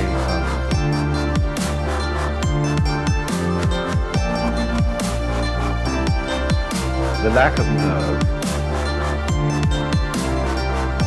to see that you are all of it. You are not an observer who is witnessing the present moment as something happening to you. If you feel it that way, then you naturally ask, well, what next? The important thing is that this present which you are experiencing is all of you. It's not you here looking at the floor there. The floor is just as much you as the organism looking at it. You are doing the floor just like you're doing your feet. It's all one world, and you're responsible for it. So have a good time.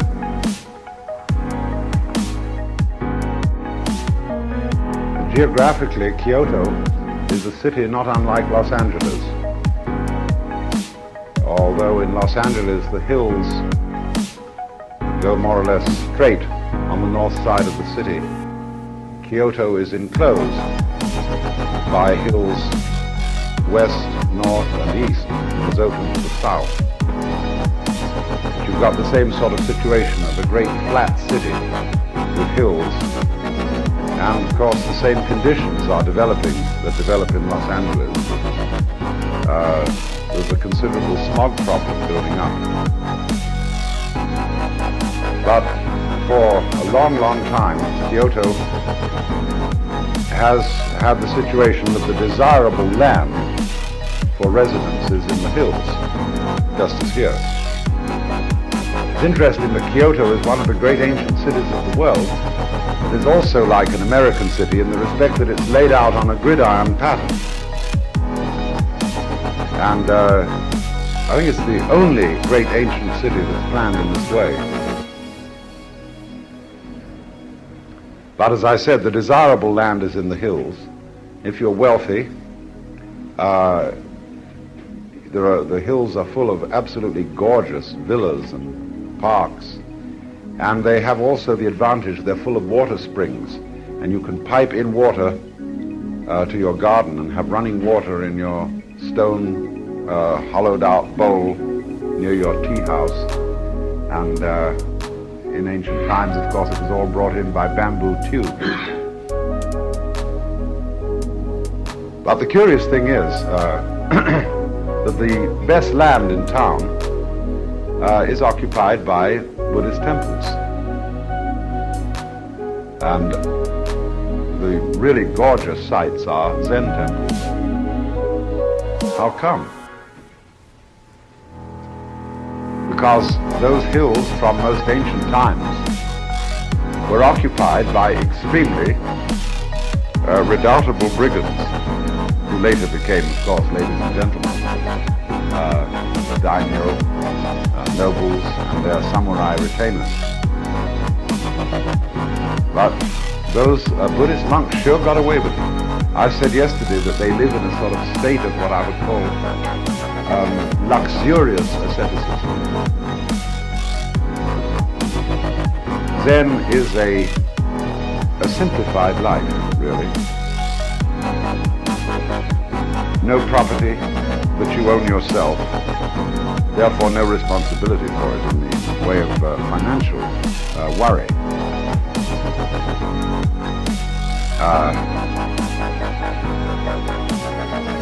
The style of life, the way a temple is furnished, is completely uncluttered.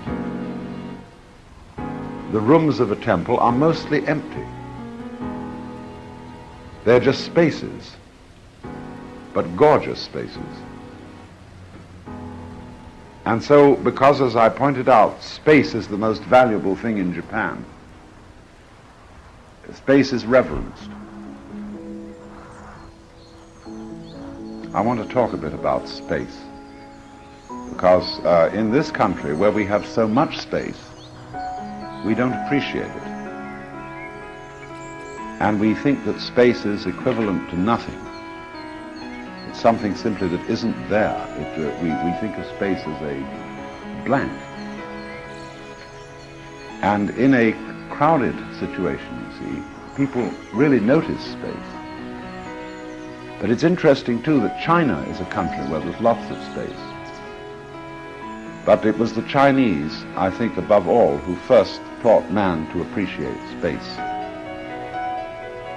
We're living in a space age, and it's strange that our culture is the kind of forerunner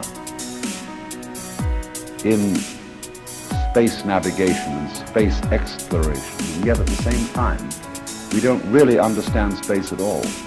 One of the great contributions of Zen to the Western world is understanding of space. So the best space in town, as I said, is occupied by these Zen temples, taken away from the brigands, who somehow let these monks come in, because the monks put one over on the brigands and got the space. Now, how did they do it? You know, of course, that in the Kamakura epoch, Zen had an enormous influence on the samurai warrior caste, that is to say, the Kshatriya of Japan. This was a time in which Japan was torn by internal strife. There was constant war between the various feudal lords and vying with each other to obtain control of the imperial power. And they went to study Zen as soldiers in order to learn fearlessness. And that was the point where the Zen monks outphased the samurai, because they prided themselves on their manly and warrior-like qualities, but they couldn't scare the Zen monks, because the Zen monks just were not fazed, were not stopped by the idea of death.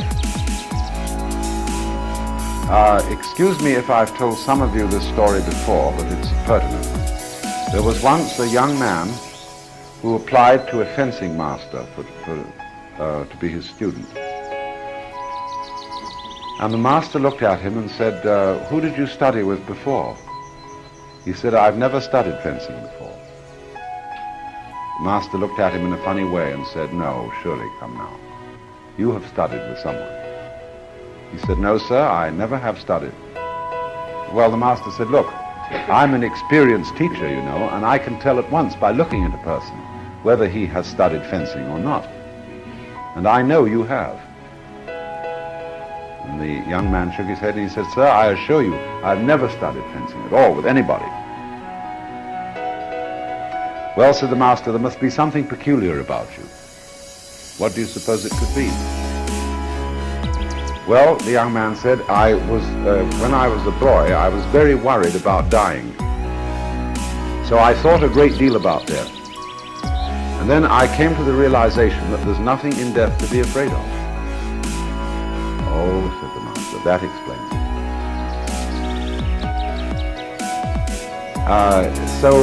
R.H. Blythe told us that the initial part of Zen training, the beginning of Zen, has, as a matter of fact, the purpose of overcoming the fear of death.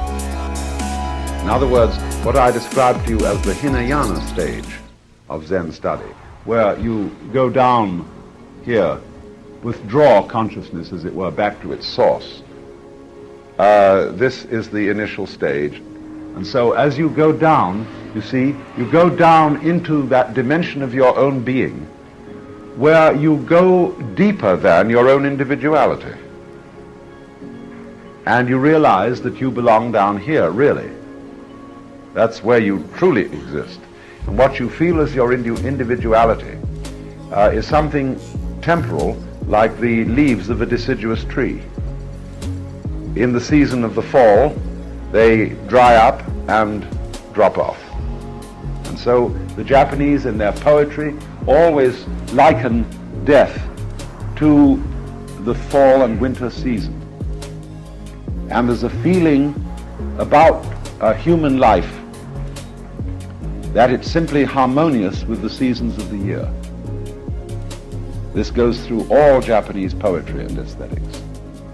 And therefore, old people are looked upon as those who are in the winter of life, or the fall of life. And just as the maple trees in Japan become absolutely gorgeous in the fall, so there is a respect for age.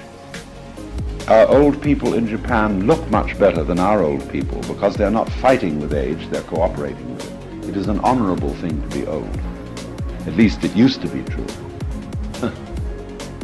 And as I said, for women, age means respect and authority.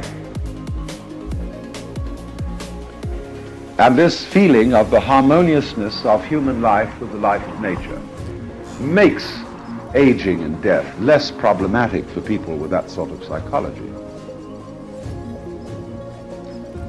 They see, in other words, they see old age not as the deterioration of a living being, just as they don't see the fall and winter as a deterioration of time.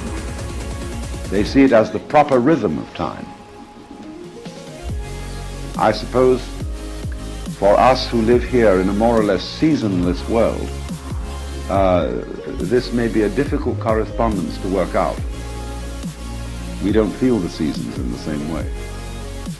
And also, do you remember, I pointed out yesterday, the idea that the great Zen master Dogen put in his book, The Shobogenzo. Actually, he got this idea from a Chinese student of Kumarajiva, lived about 400 AD, that events in time are eternal. That is to say, each event stays in its own place. The burning wood does not become ashes. There is first wood, and then there is ashes. So he says the spring does not become the summer. There is spring, then there is summer, then there is fall, then there is winter. It's a curious idea that the sun in its rotation doesn't move. This is a sort of paradoxical saying. The river doesn't flow. It's in a way, it's like Heraclitus. You never step into the same river twice. There's a very close parallel between all the thinking of Heraclitus and Taoist philosophy, the yang and the yin. If you really want to go, Heraclitus is the most original thinker in Western thought. And Philip Wheelwright, in the last few years, published an excellent translation of what remains of the fragments of Heraclitus' philosophy. If the West had founded itself on Heraclitus rather than Aristotle, we'd have been a lot better off. Most ingenious man. Well, anyway, this feeling of death as a completely natural event, which only, as it were, is the dropping of the leaves, and the root underneath is always there. Now, what is difficult, I suppose, to appreciate about this is that you say, well, I'm not aware of the root. It doesn't enter into my ordinary life at all. I'm only on top. How do I get down? Well, of course, the top, in a certain sense, is the top, and it can't get down and be the bottom. So this is the same question that people raise when they say, how do I get rid of my egocentricity? Well, obviously, with egocentricity, you can't get rid of egocentricity. As the master Bankei said, you can't wash off blood with blood. And trying to realize your Buddha nature by some sort of egocentric effort is like trying to wash off blood with blood. Bankei, in his teaching, very much emphasized the way in which you have this root in you by such things as this. He would say, when you hear a bell ringing, you don't have to think about it. You know at once that it's a bell. When you hear the crow cawing, you don't, by any effort or cleverness of your conscious will, know that it's a crow. Your mind does that for you. And so once when he was being heckled by a Nichiren priest, I explained those Nichirens are very fanatical. The Nichiren priest was standing on the fringe of a crowd listening to Bankei, and he said, I don't understand a single word you're saying. And Bankei said, will you come closer and I'll explain it to you. And so this priest walked into the crowd. And Bankei said, come on, come closer. And he came closer. Come closer still. And he came closer. Please, closer still. Until he was right next to Bankei. And Bankei said, how well you understand it.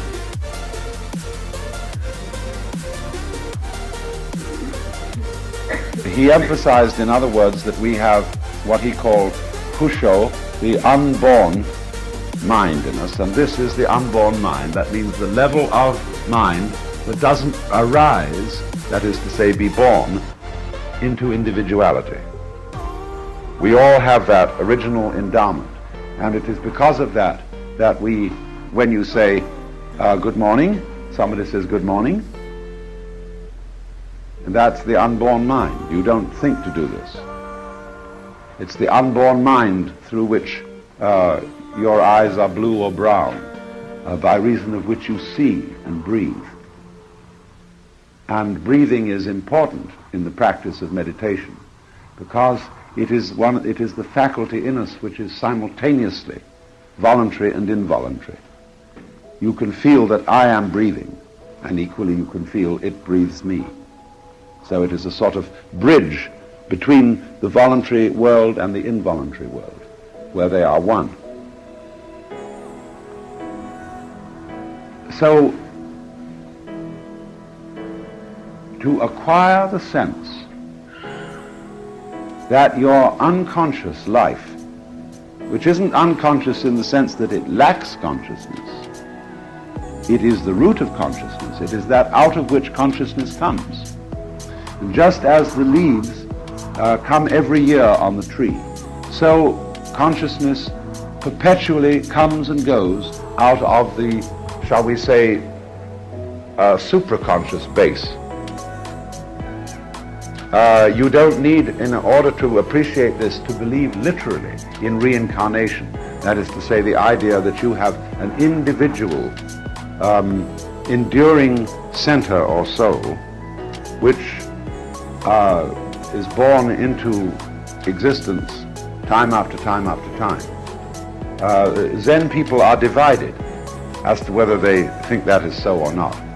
I've met masters who believe that, and I've met masters who don't believe it at all. What they mean by the continual reappearance of individuality and consciousness out of the base is simply that what we see human beings and all forms of life coming and going. We don't see any continuity between them, but that is only because we don't see space. It is the interval between people, the space between lives, that constitutes the bond between them. This is very important. This is the whole philosophy of space. Now, I'm coming back to that in a minute. But the point is that through realizing this, those Zen monks had enormous nerve.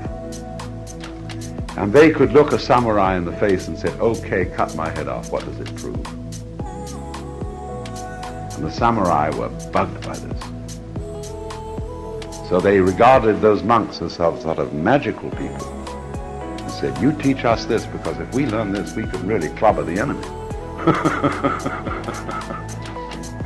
And so Zen is like a spring coming out of the mountain. It doesn't flow out in order to feed the thirst, to quench the thirst of a traveler. But if the traveler wants to help himself to it, okay. It's up to you what you do with the water. The spring's job is just to flow. So Zen masters will teach anyone who has the tenacity to go after it, whoever he is. But the samurai were grateful, and so they let the Zen monks occupy the best land in town.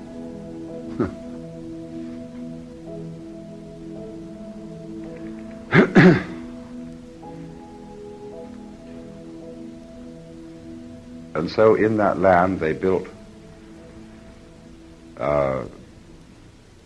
buildings that are essentially great heavy roofs in the Tang Dynasty Chinese style, supported by a kind of flimsiness underneath. They're like lanterns, all these buildings. Under the roof, empty floors covered with straw mats and sliding screens and occasional cushions to sit on, nothing else. You get this feeling of living space.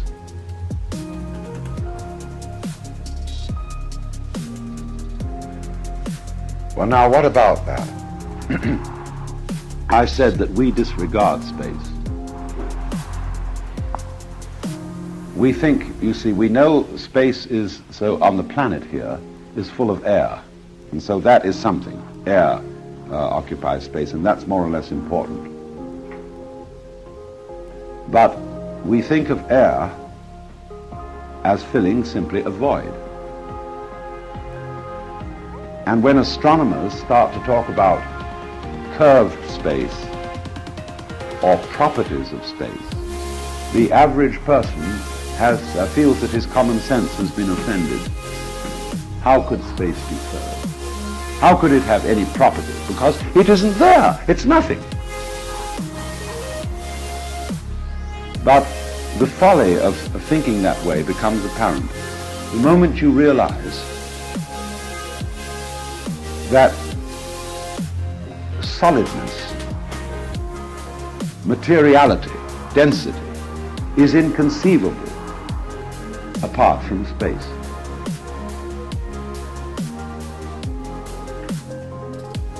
Space is the interval between solids, and thus in some sense the relationship between solids. Consider for a moment another kind of space altogether. We'll call it musical space, the interval between notes in a melody. Now, you play a sequence of notes. There is no pause, there is no silence between one note and another. They follow each other immediately. But it is only because of something that is not stated. The interval, in other words, is not sounded, but it is precisely because of the interval that you hear a melody. And if you don't hear an interval, as with a tone-deaf person, you hear no melody. You just hear a succession of noises. So, it is the space between the notes, the musical space, the step, the interval, that is really the essential element in melody. So in exactly the same way, it is space, interstellar space, which goes hand in hand with there being any stars or solids.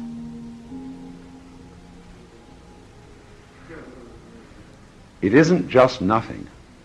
It is the other pole of something.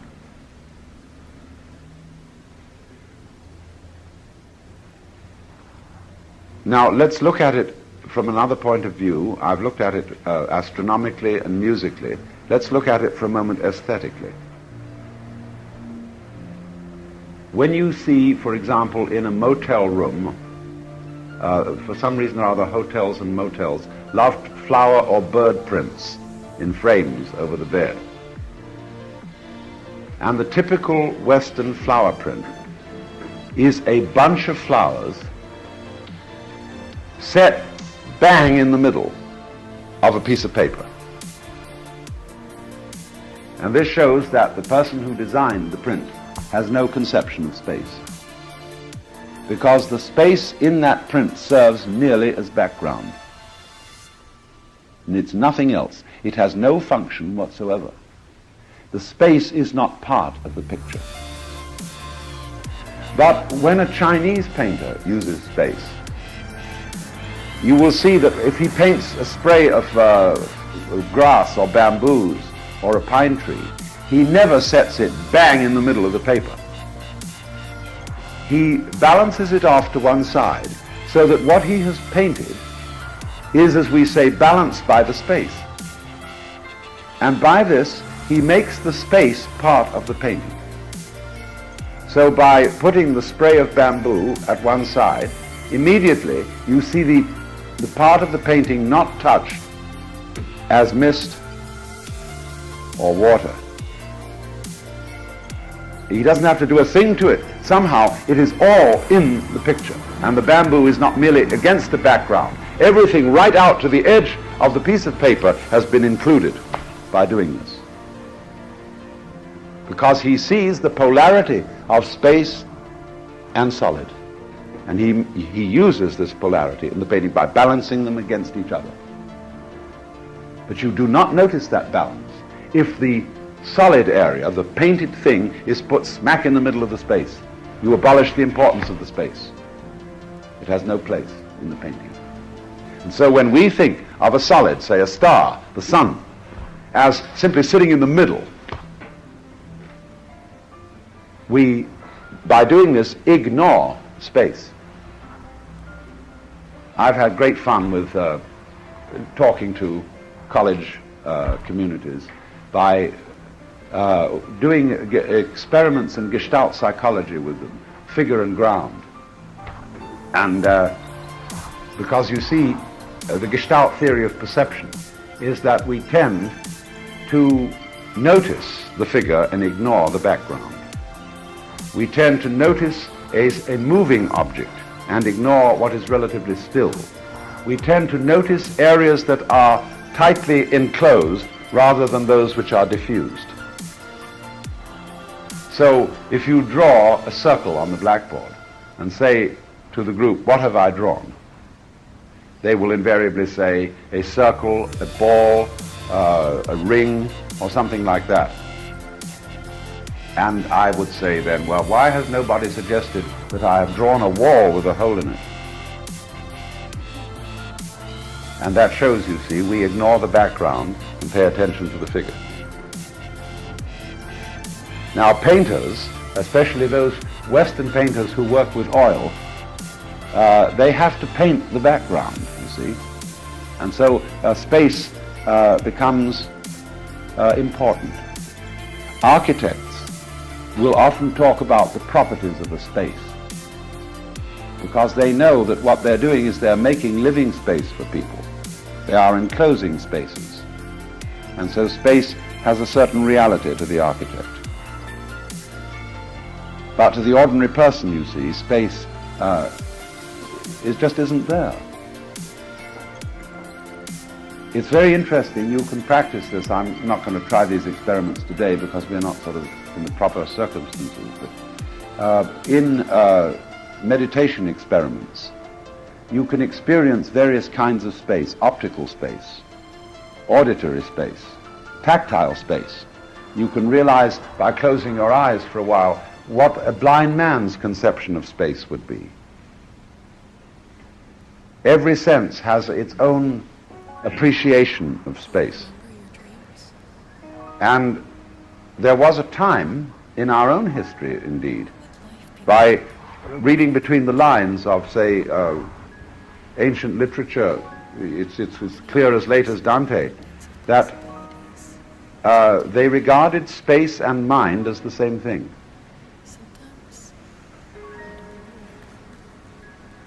And if you think about that, you can see it is rather obvious. Take the mind of the eye. That's to say what Buddhists would call the vijnana. Yeah, that corresponds to seeing. The basis of sight is a sort of screen, isn't it? Just as you have a screen on which to project a color slide or a movie, there is a kind of ground, an area in which everything that is seen must be. You have what we call the field of vision, which is a fuzzy oval. You see an oval area, in other words. This is the field of vision. So there has to be that open field for there to be any vision at all. It is the background. There was once an Englishman and an Indian, Hindu, sitting in a garden together. And the Hindu was trying to explain basic Indian philosophy to the Englishman. And so he said, "Look now, there is a hedge at the end of the garden. Against what do you see the hedge?" And he said, "Against the hills." "And what do you see the hills against?" He said, "Against the sky." "And what do you see the sky against?" And the Englishman didn't know what to say, until the Hindu said, "Well, you see it against consciousness." So,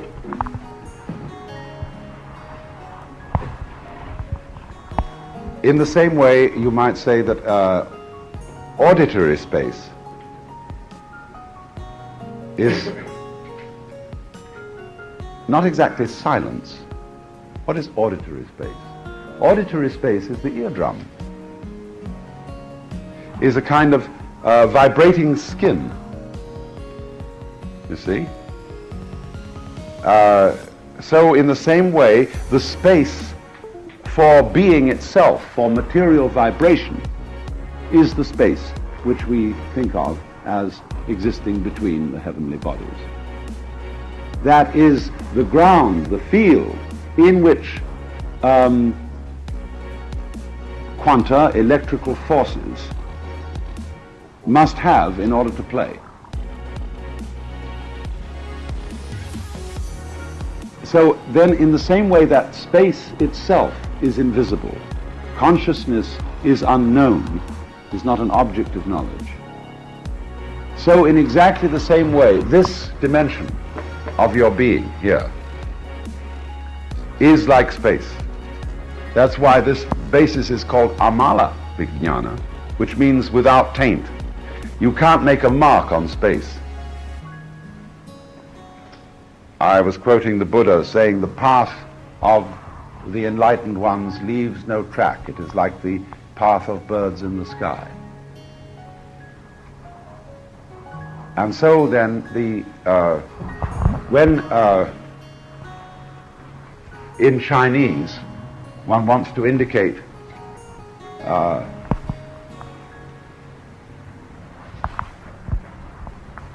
Buddhist idea of shunyata, or the ultimate reality of the world, as it's called the void, the Chinese use this character.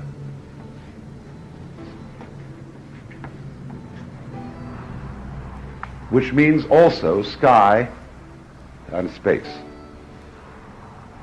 So the basic doctrine of the of Buddhist Mahayana philosophy is this: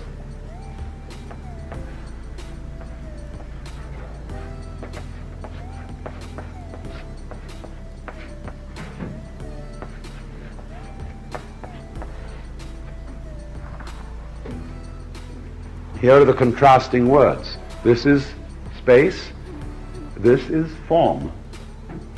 Shape, it also means color. And this combination here means exactly is, something like that.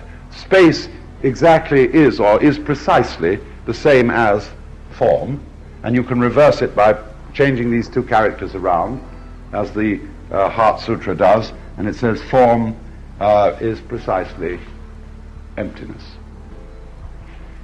This is not quite the same as the English or European is, Latin est. It means rather is inseparable from, always goes with, the two are interdependent. You can't have space without form. You can't have form without space. So they are relational. And in that sense, they are each other. Because underneath every inseparable relation is something in common. So, to perceive this, to perceive that form reveals the void, and to see that the void reveals form, is the secret for the overcoming of death.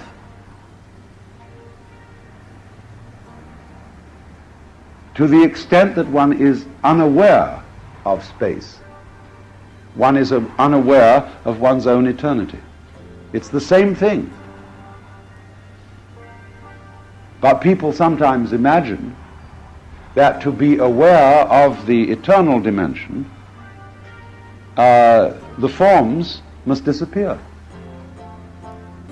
The Vedanta people here teach this, that in Nirvikalpa Samadhi, which is the highest state of consciousness, the Samadhi means the meditation state, the concentration, the absorption. Nirvikalpa, meaning without. Vikalpa literally means a concept. But they take it to mean without content. And we'll say that in the state of Nirvikalpa, one is completely devoid, the mind is completely devoid of any form or motion whatsoever. And that sounds like total blank. But in Zen, it would be said that a person whose mind is in that state is a stone Buddha. Because there the Buddha made of stone sitting on the altar has no consciousness. So if that's the ideal, okay, the stone Buddha has it. A piece of wood has it. There's no point in that. So they interpret all this in a very different way indeed. To have nirvikalpa samadhi, the highest state of consciousness, is not to have consciousness in which there are no forms. It is simply to reawaken to the reality of space, and to see that forms come and go in space as the leaves come and go on the trees, as the stars come and go in the sky. But the sky is in a way the mother of the stars. Of course, no woman is a mother until she has a child. And in this sense, space does not come into being as the matrix of the world until there's something there. That's why the Chinese use this expression, they use this term to indicate the relationship between all opposites. To come into being, to arise mutually. That designates this situation. So these two things, space and form, arise mutually, as do being and non-being.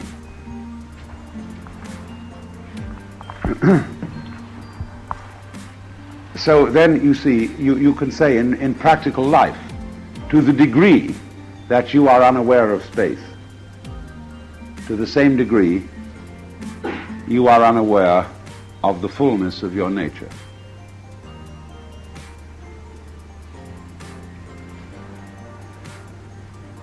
And I suppose as our population increases and we get more crowded and space will become more valuable, this will help us to be more aware of it. Perhaps that is the reason why species multiply. Because as manyness increases, the consciousness of oneness increases. So in Zen, the Zen is a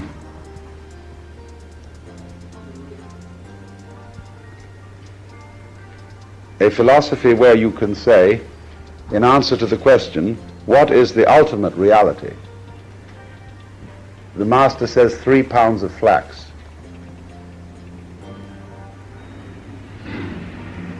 He chooses something very particular, something extremely concrete, something very everyday, something indeed quite worldly, to answer this metaphysical question. Why? Because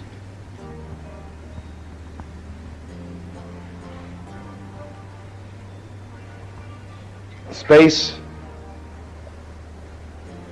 does not obliterate the particular, but rather it is precisely the particular, the individual thing, the ordinary everyday event, which proclaims and advertises the underlying unity of the world. The many advertise the one, just as the solid implies and indeed exhibits and brings out the fact that there is space. Were there no solids, there would be no space. You see, if you try to imagine space with no solid, you have to get rid of yourself looking at it, because you're a solid in the middle of the space. So space, space, space forever, with nothing in it, is an absolutely meaningless, unimaginable concept. You have to have space and solid. They always go together.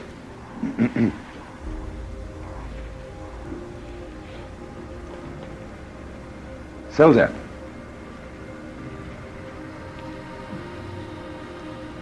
this explains the enormous, the many, many ways in which Zen life has feeling for space. Their idea of poverty, for example, the poverty of the monk, is not poverty as we have thought of it in the Western tradition. It isn't that poverty is a sort of oppression. The poor are deprived. and they feel denuded by poverty. Poverty is simply an absence, it's a pain. In Zen, voluntary poverty is considered not really as poverty so much as simplicity, freedom, unclutteredness. And they have the same meaning for purity. When the pure mind, this again taintless, purity means not that you are a prude. They don't think of purity in that sense at all. Doesn't mean not having any appetites, not feeling hungry, never feeling sexy or anything like that. Purity means clarity. A pure eye is a clear eye, without sort of dust on it. A pure mirror is a mirror without dust. But the real prototype of purity in Buddhistic literature is not so much the mirror as space itself. That is purity. It is clarity. It is transparency. It is also freedom. And this is a peculiarly noticeable thing about the personality of Zen people, is the uncluttered mind. When you deal with a Zen master, you have the strange feeling that so long as you are related to him and addressing him, he is absolutely with you. He has nothing else to do but to talk to you. He's just right there like that. But he's willing also, Zen masters do have some small talk. They're not like those terribly serious spiritual people who have no small talk at all and who can't just pass the time of day. They're not like that. But on the other hand, they don't waste time. They're never distracted. They don't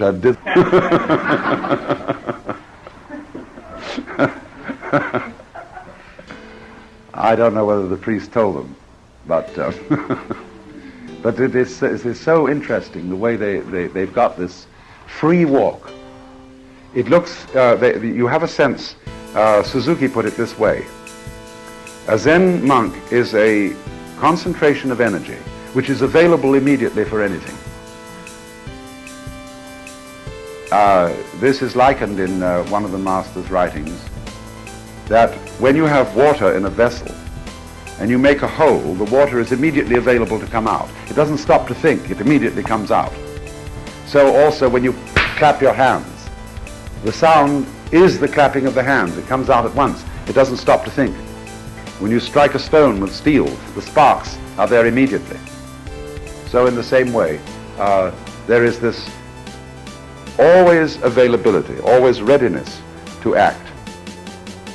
And therefore, they live a life which is empty, spacious, in the sense of being unblocked. In the way that we use the word blocking in psychology, when we say you're blocking to somebody who's got a hang-up and they can't get round it. You're blocking. So to get rid of blocks is to have space in one's life. It's the same old space we've been talking about all along.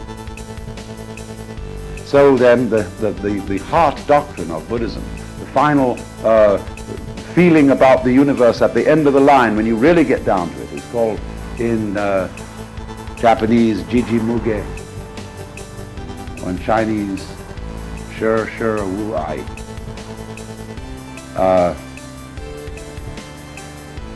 Between all things and events in the universe, Mu Ge, there is no block.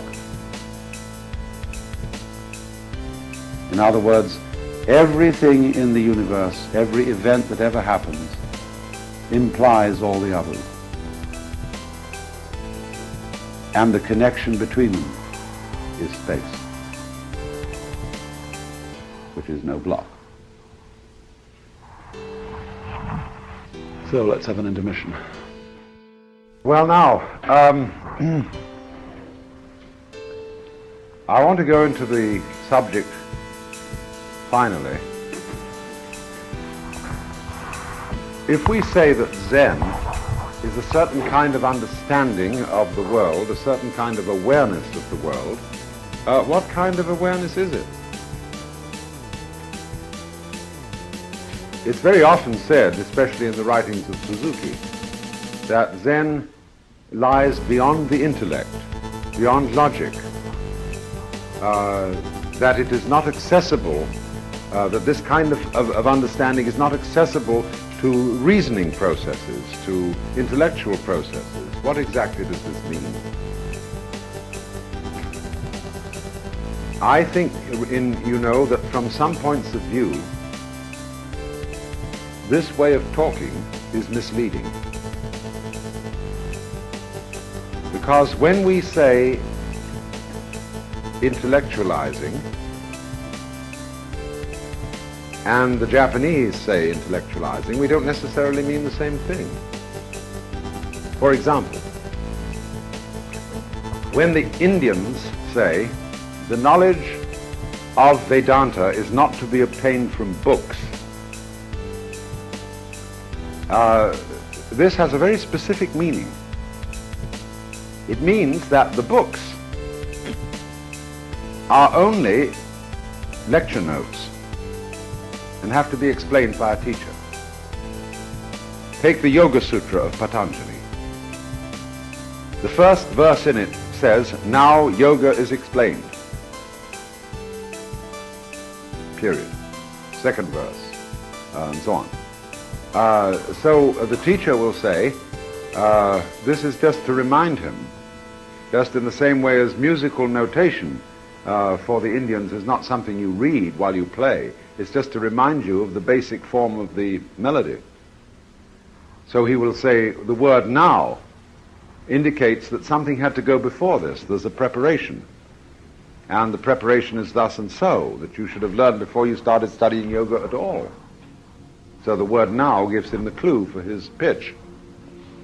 And so in the same way, the Upanishads, their laconic style, they are notes. This is especially true of the Brahma Sutras. And if you go right down here is Radhakrishnan's translation of the Brahma Sutras, and you see these funny little laconic verses from the sutra, and then pages of Radhakrishnan's commentary. That's the original reason why it said you can't get it from books.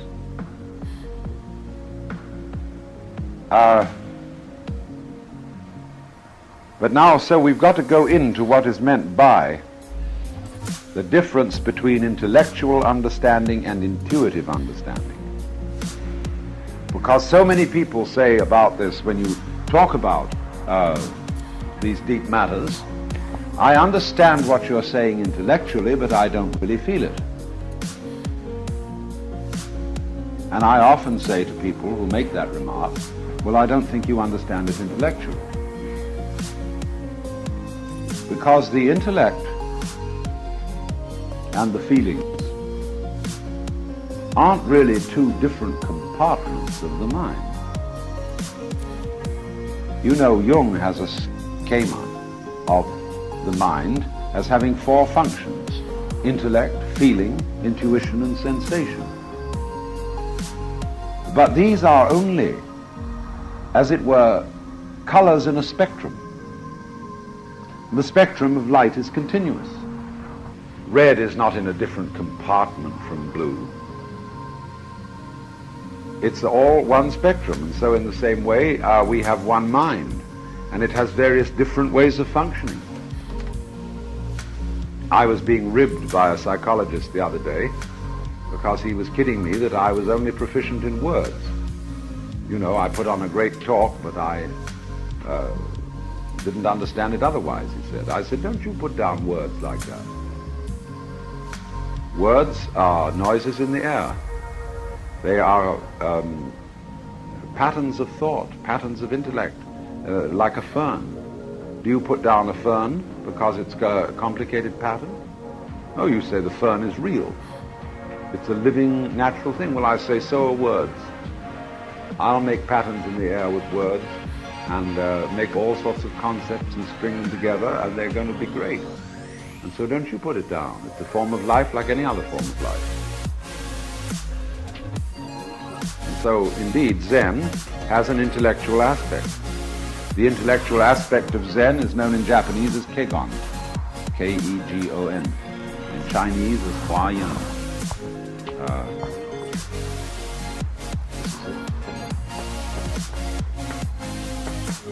Huayan in Chinese, Kegon in Japanese. And this is Hua means flower. The school of the flower garland, the school of what is called in Sanskrit Gandhavyuha. I wouldn't write that up on the board. Gandhavyuha. But this is the most sophisticated form of Mahayana philosophy. And when we were talking this morning about Jiji Muge, the mutual interpenetration of all things and events, that is the philosophy evolved in this school. And the fifth patriarch of this school in China was also a Zen master. His name was Shumitsu. And so with him, the two channels flow together. And just as in yoga, there are various forms of yoga. There's bhakti yoga, which is a feeling kind of thing. It's devotional, emotional. Karma yoga is practical and active. And so jnana yoga is intellectual. But you might say so many people now have difficulty in seeing the bridge between the intellectual understanding, which is to say, you know the words, but you don't get a real sense of the meaning so that your sense experience is changed. When we say an intuitive understanding, this word intuition is awfully vague. Zen understanding is sensuous. It's something that you feel, not so much in an emotional way as in a direct way, when you feel that something is hard. As they say, it is like tasting water and knowing for yourself that it's cold. It's a sensation, a physical sensation. But now how is the intellect related or unrelated to physical sensation? Well,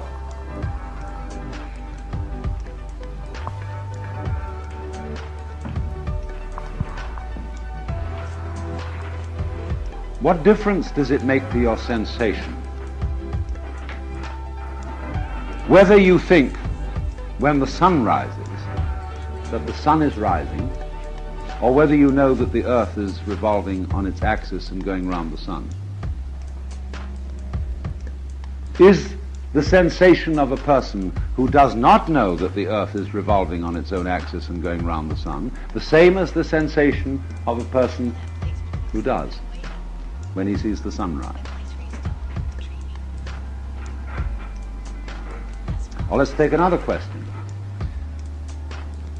There are people in this world, primitives we would call them, whose number system only extends to 1, 2, 3, many. They don't differentiate after 3. For those people, it can never be a fact that a table has 4 corners. It has many corners. And they can't differentiate clearly between a 5 and 6 cornered table, because they have no concept system to give them the cue. Or you can take an illustration like this. They're very simple. It all depends on concept.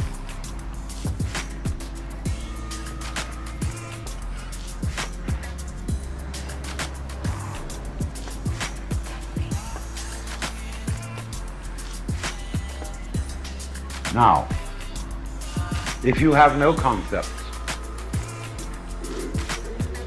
that drawing is simply a flat surface pattern. But supposing it's been explained to you that it's a cube.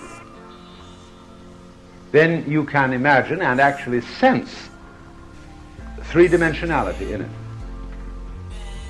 Now then, let's go further and ask which surface of the cube is in front. Is it the one with corners A, or is it the one with corners B?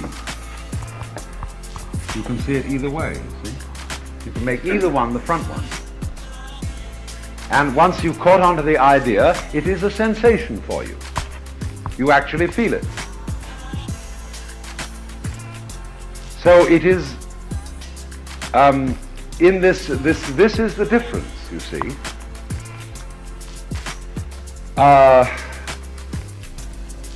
Concepts lead to sensations. And therefore false concepts lead to illusions. And we can know all kinds of cases of optical illusions when, for example, you know you have the two lines here that are of exactly equal length. But if we do this to one and this to the other, wowee, suddenly that one's grown short. That has to do with our concept influencing our sensation. So it is a point in Zen that we have a concept of our own existence and of the world which is fallacious.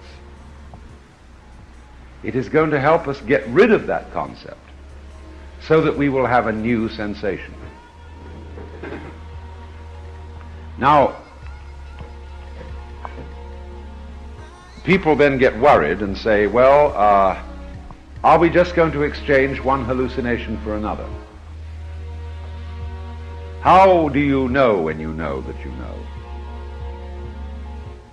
What's the test of truth about something that you feel? You say, well, I can feel that I'm Napoleon, or that I'm being persecuted by the Freemasons, or something like that, and or the FDA, and this is a hallucination, even though I might feel it very strongly. And so we, in our culture, we have a test of truth, which is science. We say if something can be demonstrated scientifically, then we're inclined to believe that it's not a hallucination. All right, let's go along with that. I think this is rather relative, but still, I will always, in any argument, grant the premises of the person who wants to argue with me. We'll just take it from there. Let's take it that science, that things like biology and physics are ways of discovering the truth. Let's grant that. Well, the hallucination of being a separate ego will not stand up to biological tests. From the point of view of biology, the individual organism is in the same behavior system as the environment. The organism and the environment constitute a single system of behavior, which is not deterministic nor voluntaristic. It's neither. It just is that the two are one activity. So they call this field the organism environment, and ecology is the study of fields like that. So when I go into academic circles where people find that matters mystical are not at all respectable, I don't talk to them about mystical experience. I talk to them about ecological awareness. It's just a matter of preserving correct etiquette and nomenclature. When in Rome, do as Rome does. So, from a biological point of view, it is perfectly clear that every individual instance of life is a function of the whole universe. This is even more clear in quantum theory. And so the thing, and then you might ask this question, you scientists, biologists and physicists, who understand this to be so, you still go on behaving as if you were separate egos. And you still feel that way, don't you? And they have to confess that they do. That their theory is only still at the point of being theory. It hasn't convinced them, so far as they themselves are concerned, because they are still under the social hypnosis, which we were all conditioned to in childhood, which made us feel to be separate egos. So, Zen is a process, if you like, of dehypnotization,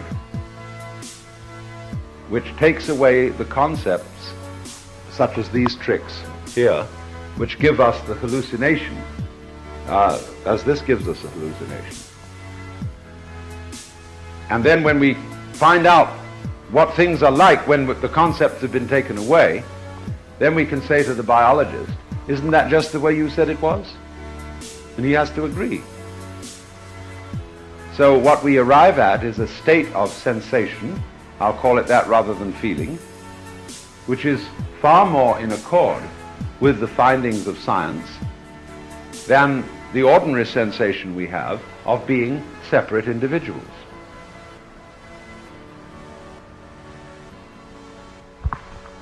But the way in which Zen is non-intellectual is not so much that it regards intellection as something always false and misleading. Zen begins by taking away the concepts and trying to see what it would be like to view the world without concepts. Then when you've got a new view, you can refabricate new concepts to try and explain now how it is that you see. And thus, for this reason, many Zen masters, people like, Suzuki was not formally speaking a Zen master, but he had the most profound understanding of Zen, but he's also a great intellectual and a scholar. This man I'm mentioning, Shumitz, was a great scholar. And in the history of Zen, there have been physicists in modern times and scholars of all kinds, because Zen does not rule out the life of the intellect. It only says, do not be hoaxed by concepts. Now then, is Zen illogical? Illogical is not the right word, because what appear in Zen often to be paradoxes are statements that make perfectly good sense in another system of logic than that to which we're accustomed. We in the West are accustomed to a kind of logical thinking which is based on exclusiveness, either or. Chinese logic is based rather on both and. It is either black or white. It either is or is not. It is either so or it is not so. This is the kind of logic which is fundamental to our thinking. And so we emphasize the mutually exclusive character of categories. Is you is or is you ain't? Is it in the box or is it outside the box? So in our tests we are always saying true or false, yes or no, and giving you only these choices. It's amusing to think that when you toss a coin to decide whether you will do it or whether you won't, you have only a two-sided coin. The Chinese are able to toss a 64-sided coin by using the Book of Changes for the same reasons that we would toss a coin for. Rather nice idea. Even though the Book of Changes is based on yang and yin, black or white, but you can get everything out of black and white, as I pointed out. You can get all numbers out of 0 and 1, which is the binary arithmetic used by computers. But at any rate, whereas we think it is either or, either black or white, both Indian and Chinese logic recognize that black and white are inseparable. They need each other. And so it isn't a matter of choice between them. To be or not to be is not the question, because you can't have one without the other. So always not being implies being, just as being implies not being. The existentialist in the West, who still trembles at the choice between being and not being, and therefore says that anxiety is ontological, hasn't seen this point yet. When the existentialist who trembles with anxiety before this choice realizes suddenly one day that not being implies being, the trembling of anxiety turns into the shaking of laughter. Same shakes, but different meaning. So in the same way, the same sensation of the world, just as you're looking at now, seeing everything that you see now, but it can have a completely different feeling to it, a completely different meaning to it. Because in our ordinary sensation of the world, what is stressed are the differentiations, the solids, and the space, as I pointed out this morning, is ignored. But when you have a kind of a conceptual alteration, then suddenly you notice the physical world, just everything you're seeing now, in a completely different way. And you see that it all goes together. It's all of a piece. That every inside implies its outside, and every outside implies its inside. You say now, in the ordinary way we are conditioned to think, myself, lies only on the inside of my skin. When you do this flip, you'll discover that your outside is as much you as your inside. You can't have an inside without an outside. So if the inside is yours, the outside is yours. And you have to acknowledge that the world outside the skin is as much yours as the world inside the skin. Everybody's outside is different, just as everybody's inside is different. But eventually, everybody's outside is all the same outdoors. See, and it's in this way that we're one. Your body is in your soul, not your soul in your body. That's why the ancients were partly correct with their horoscopy. When to draw a map of a person's soul, they drew a very crude map of the universe, as it was at the moment of that person's birth, seen from that place and that time. That is a picture of his mind. Because your mind is not in your head. Your head is in your mind. And your mind is the total system of cosmic interrelationships, as they are focused at the points that you call here and now. So the thing is then, can this become clear to us, as we say a sensation is clear, tasting water and knowing for yourself that it's cold. And this will depend upon an intellectual process, because we get into trouble through an intellectual process, and we're going to get out of trouble through an intellectual process. But the process from an intellectual standpoint by which we get into trouble could be called additive. The process by which we get out of trouble is subtractive. In the words of Lao Tzu, the scholar gains every day. The man of Tao loses every day. The scholar acquires ideas. In Zen, the intellectual operation is to get rid of ideas. And see, in other words, that all ideas are projections that we make upon the cosmic Rorschach plot. You know, the world is a Rorschach plot. It is full of wiggles. And only when we see straight lines, gridiron patterns, that we know people have been around. Because people are always trying to straighten things out. And so, straight lines. Look at the stars, how they are sprayed across the heavens. But in order to make sense of the stars, you get stellar maps and you see straight lines joining the stars in various patterns so as to make up constellations. All those joining lines are projections by which we make sense of the stars. In the same way, we make projections upon the surface of nature for the purpose of discussing it with each other.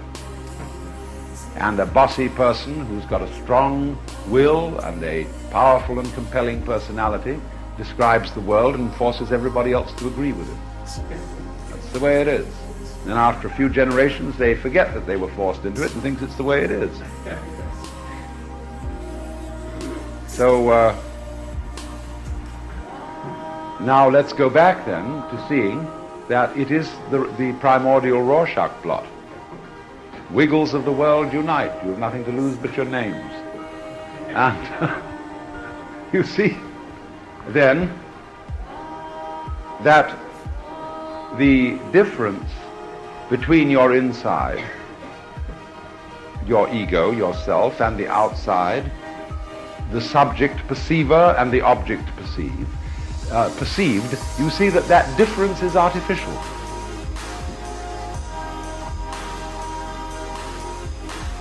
And you can confirm that realization from neurology, because the neurologist will tell you that the so-called external world which you see is experienced by you only as a state of your own nervous system. What you see out in front of you is an experience in the nerve ganglia in the back of your head. You have no other awareness of an external world except in terms of your own body. You can infer that your body is in turn something in the external world, but you only know it by union with it. You are in the external world. The biologist will tell you that you are an inseparable part of it. Part isn't even the right word. The world doesn't have parts like an automobile engine. It isn't screwed together. The world is like a body. When your body was born, it grew not by the addition of bits, but by an organic process in which the whole thing constellated itself at once, larger and larger, working from the inside to the outside. And it did that, and it could only do that in a field called the womb. And the womb could only do that in a field called a female body. And the female body could only do that in a field called human society, in a field called the biosphere of the planet Earth. Take the thing out of its field and it can't do it. Blood in a test tube cannot do what blood in the veins does, because it's not the same thing. It's in a different environment. And as words change their meaning in accordance with the context of the sentence, so things change their nature in accordance with the context of their environment. So then, from this very strictly scientific point of view, your body and everything, your mind, is not, as it is usually felt by us, to be something separated from other minds and the external world. It is all one process. But we don't feel that to be so because we have been given concepts which contradict the facts. So the concept of, say, what we might call the Christian ego does not fit the facts of life. It is a social institution which is obsolete. I want to be quite sure that you understand what I mean by a social institution. When we say social institution, people think of things like hospitals, parliaments, police forces, fire departments, and things like that. No. Marriage is a social institution. The family is a social institution. The clock is a social institution. The calendar is. latitude and longitude are social institutions. And the ego is a social institution. In other words, a convention, from the Latin convenire, to come together, a consensus, an agreement, agreeing to a set of rules for the purpose of playing a game. And what we do is we are apt to confuse the rules of our social game with the laws of nature, with the way things are. Even the laws of nature are social conventions, because the laws of nature is not obeying a lawgiver who says, first of all, this is the way things shall go, and then all beetles, all butterflies, all rocks, and so on follow it. The laws of nature are our way of describing regular behavior in nature. Just as when you, what is regular? Why, regulus is a rule. And what is a rule? Why, a ruler. It is marked out in inches. It is straight. You measure things with it. But you don't find rulers growing on trees any more than you get cut-up friars out of an egg.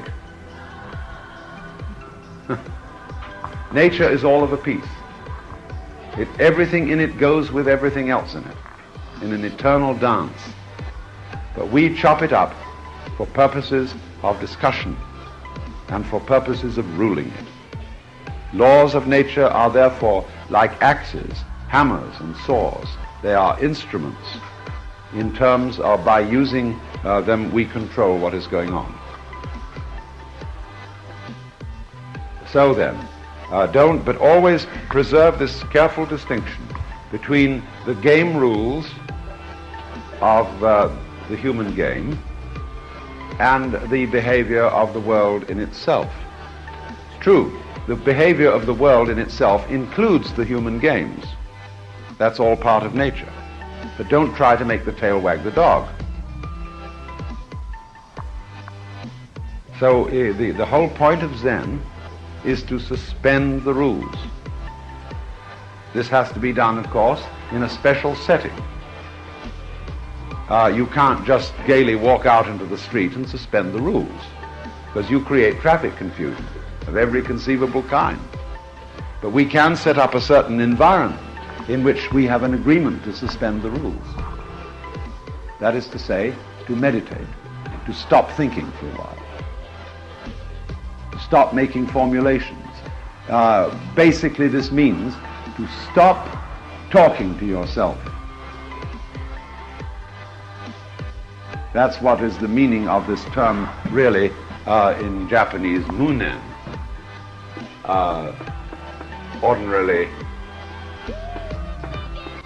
translated no thought. Munen. Stop talking to yourself. As we say, talking to yourself is the first sign of madness. And because you see, if you talk all the time, you've nothing else to talk about but your own talking. You never listen to what anybody else has to say. And if all you ever listen to, though, is talking, whether your own or other people, you've nothing to talk about but talk. You have to stop talking in order to have something to talk about. So the same way you have to stop thinking to have something to think about. Otherwise, all you're thinking about is thoughts. That's scholarship, as we practice it in the academy today. Books about books about books about books about books. But so in order to be able to symbolize, to think, one occasionally has to suspend thought and be in a state of what I will call pure sensation. So drinking water and knowing for yourself that it's cold. Sitting just to sit. Sitting quietly, doing nothing. Spring comes and the grass grows by itself. You can take that literally or you can take it symbolically.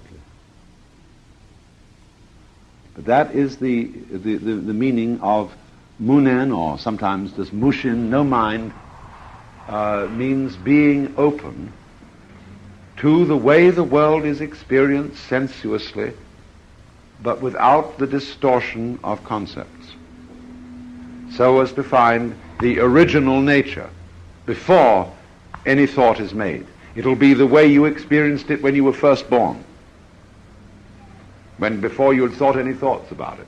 That's why it's called your original mind, the root mind. So when it's asked, who are you before your father and mother conceived you, which is one of the koans, it really means, who are you before your father and mother bamboozled you? Conceived in the sense of thought about you, taught you to conceive. What's your original mind? Come off it. Before all this started, where were you really? And to go back to that, you see, you have to take a fresh look at the world. You have to come to it unprejudiced, with your mind wiped clean. And that means clean like a mirror of all conceptions about life and what it is. Now you see, I'm giving you conceptions in the sense that I'm talking about, say, biology or ecology or something, and they have a conception of the unity of the world. And a person who understands me and gets the conception, the difficulty is he's only got the conception. It may alter his feeling to some extent, his sensation, but not as vividly as his sensation will be altered if he looks at the world without any conceptions at all. Well, you would say, how can you stop?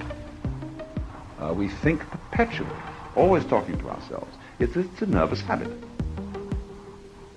And so to stop thinking, naturally one thinks up certain technical helps. Concentrate on breathing. Think of nothing but your breathing, in and out, in and out.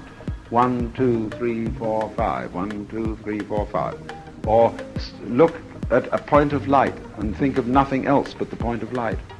Concentrate, concentrate, concentrate.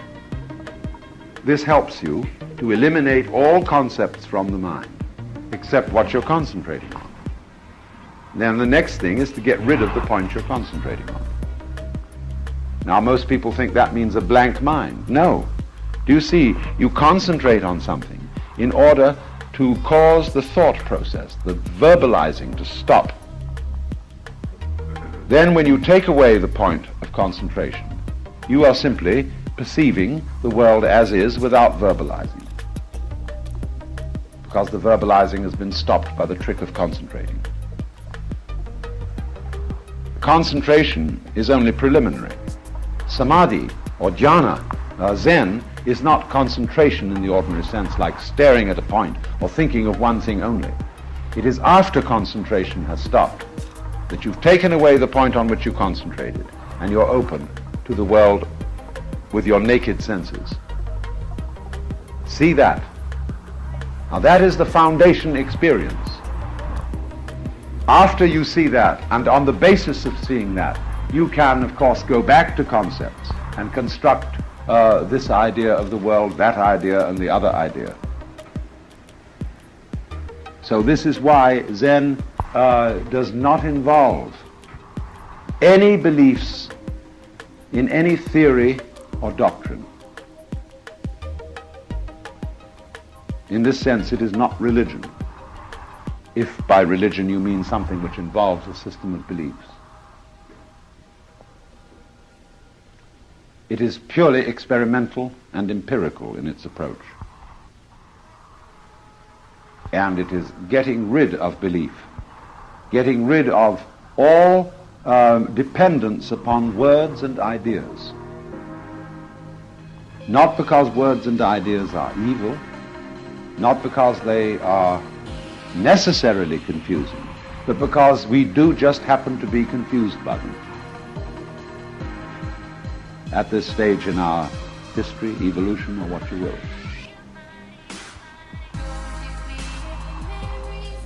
So that really is the essential nature of the whole meditation process.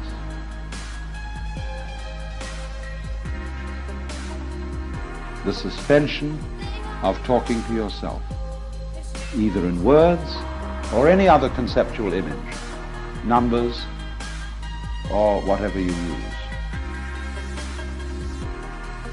And so it is of interest, isn't it, that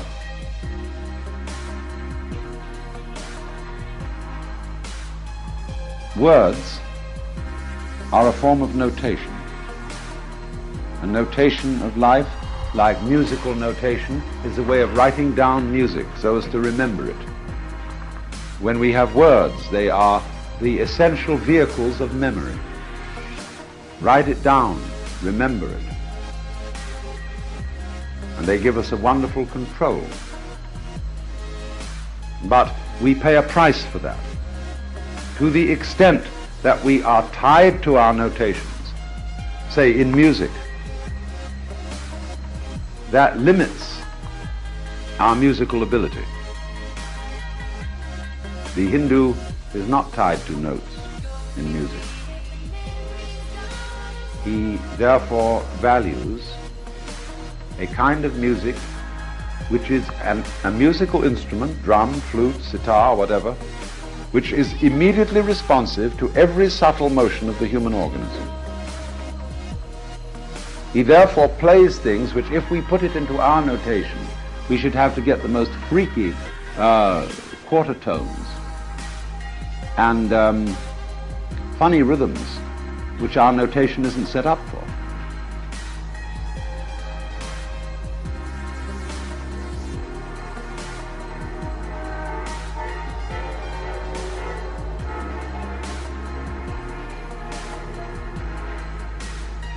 The Hindu therefore rejoices in the extreme subtlety of a flute responsive to human breath, an organic phenomenon.